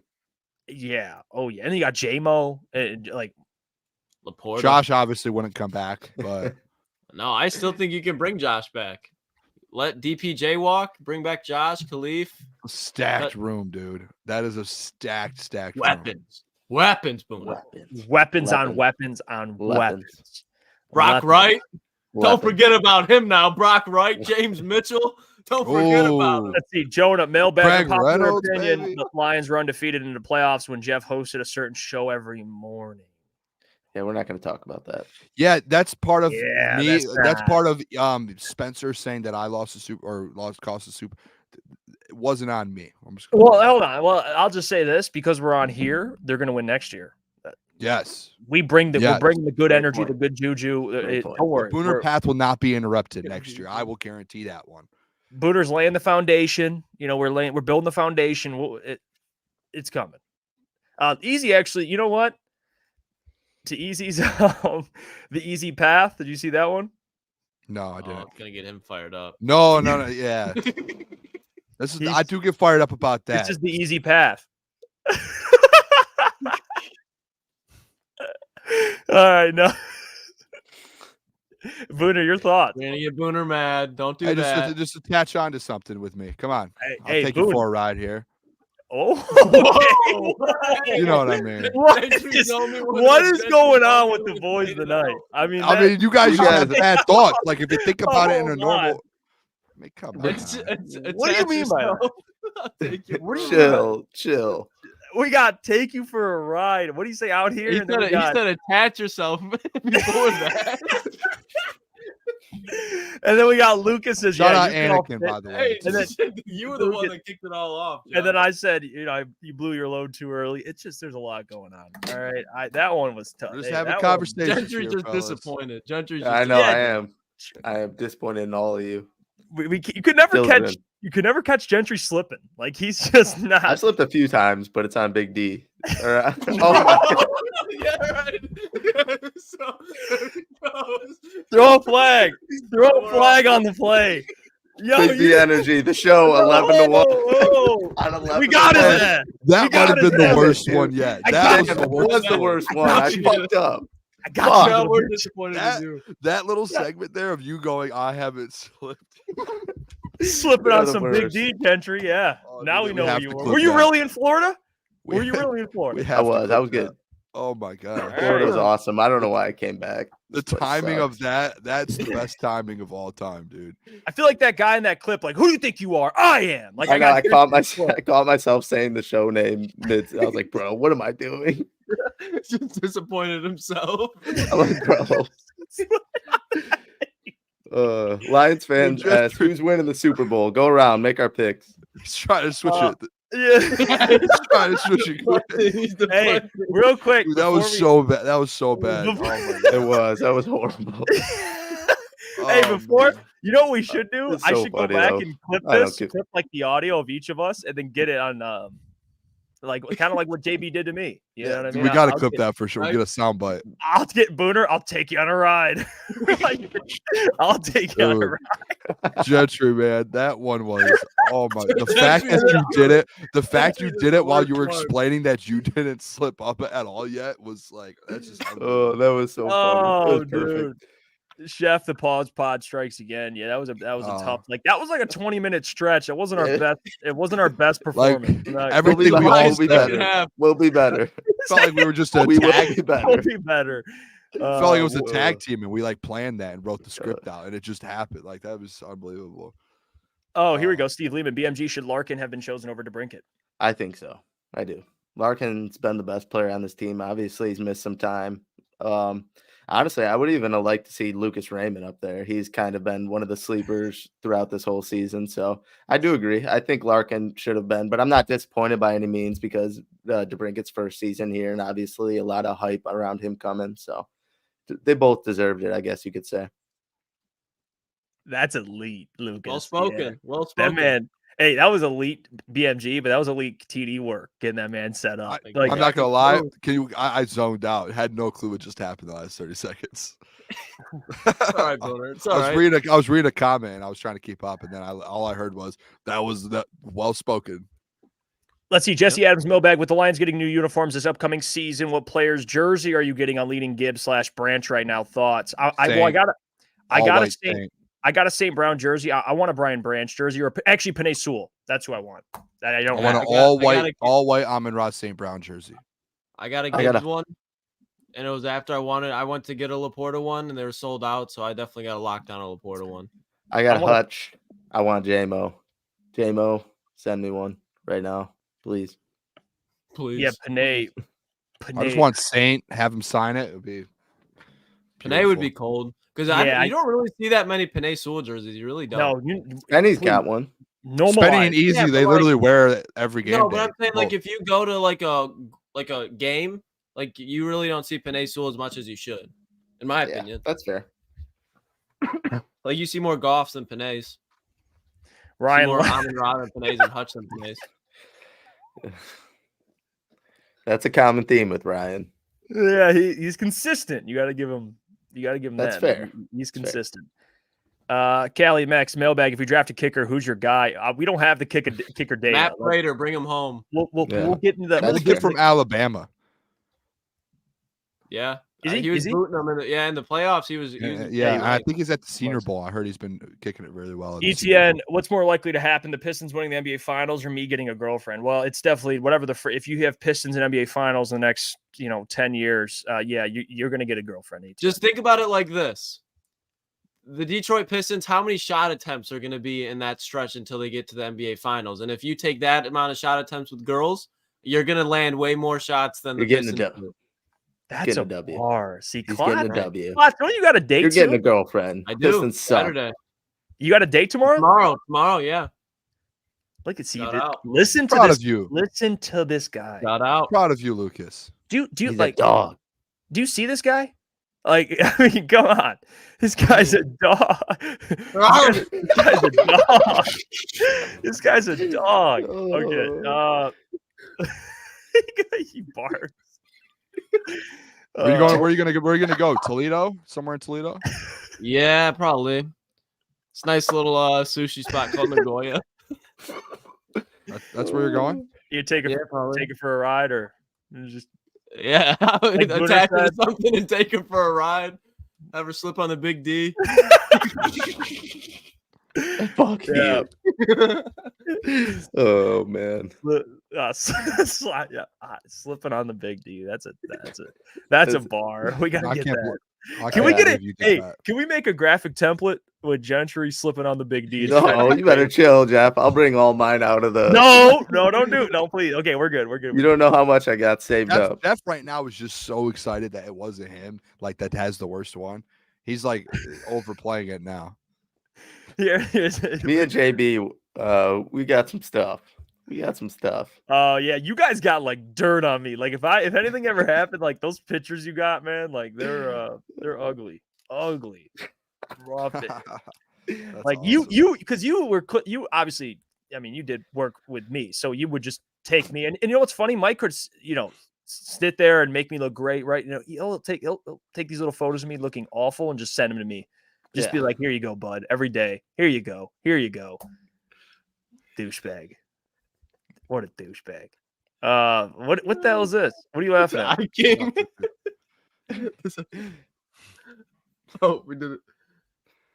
I mean, I King might be the best commentator. I'm up at the club.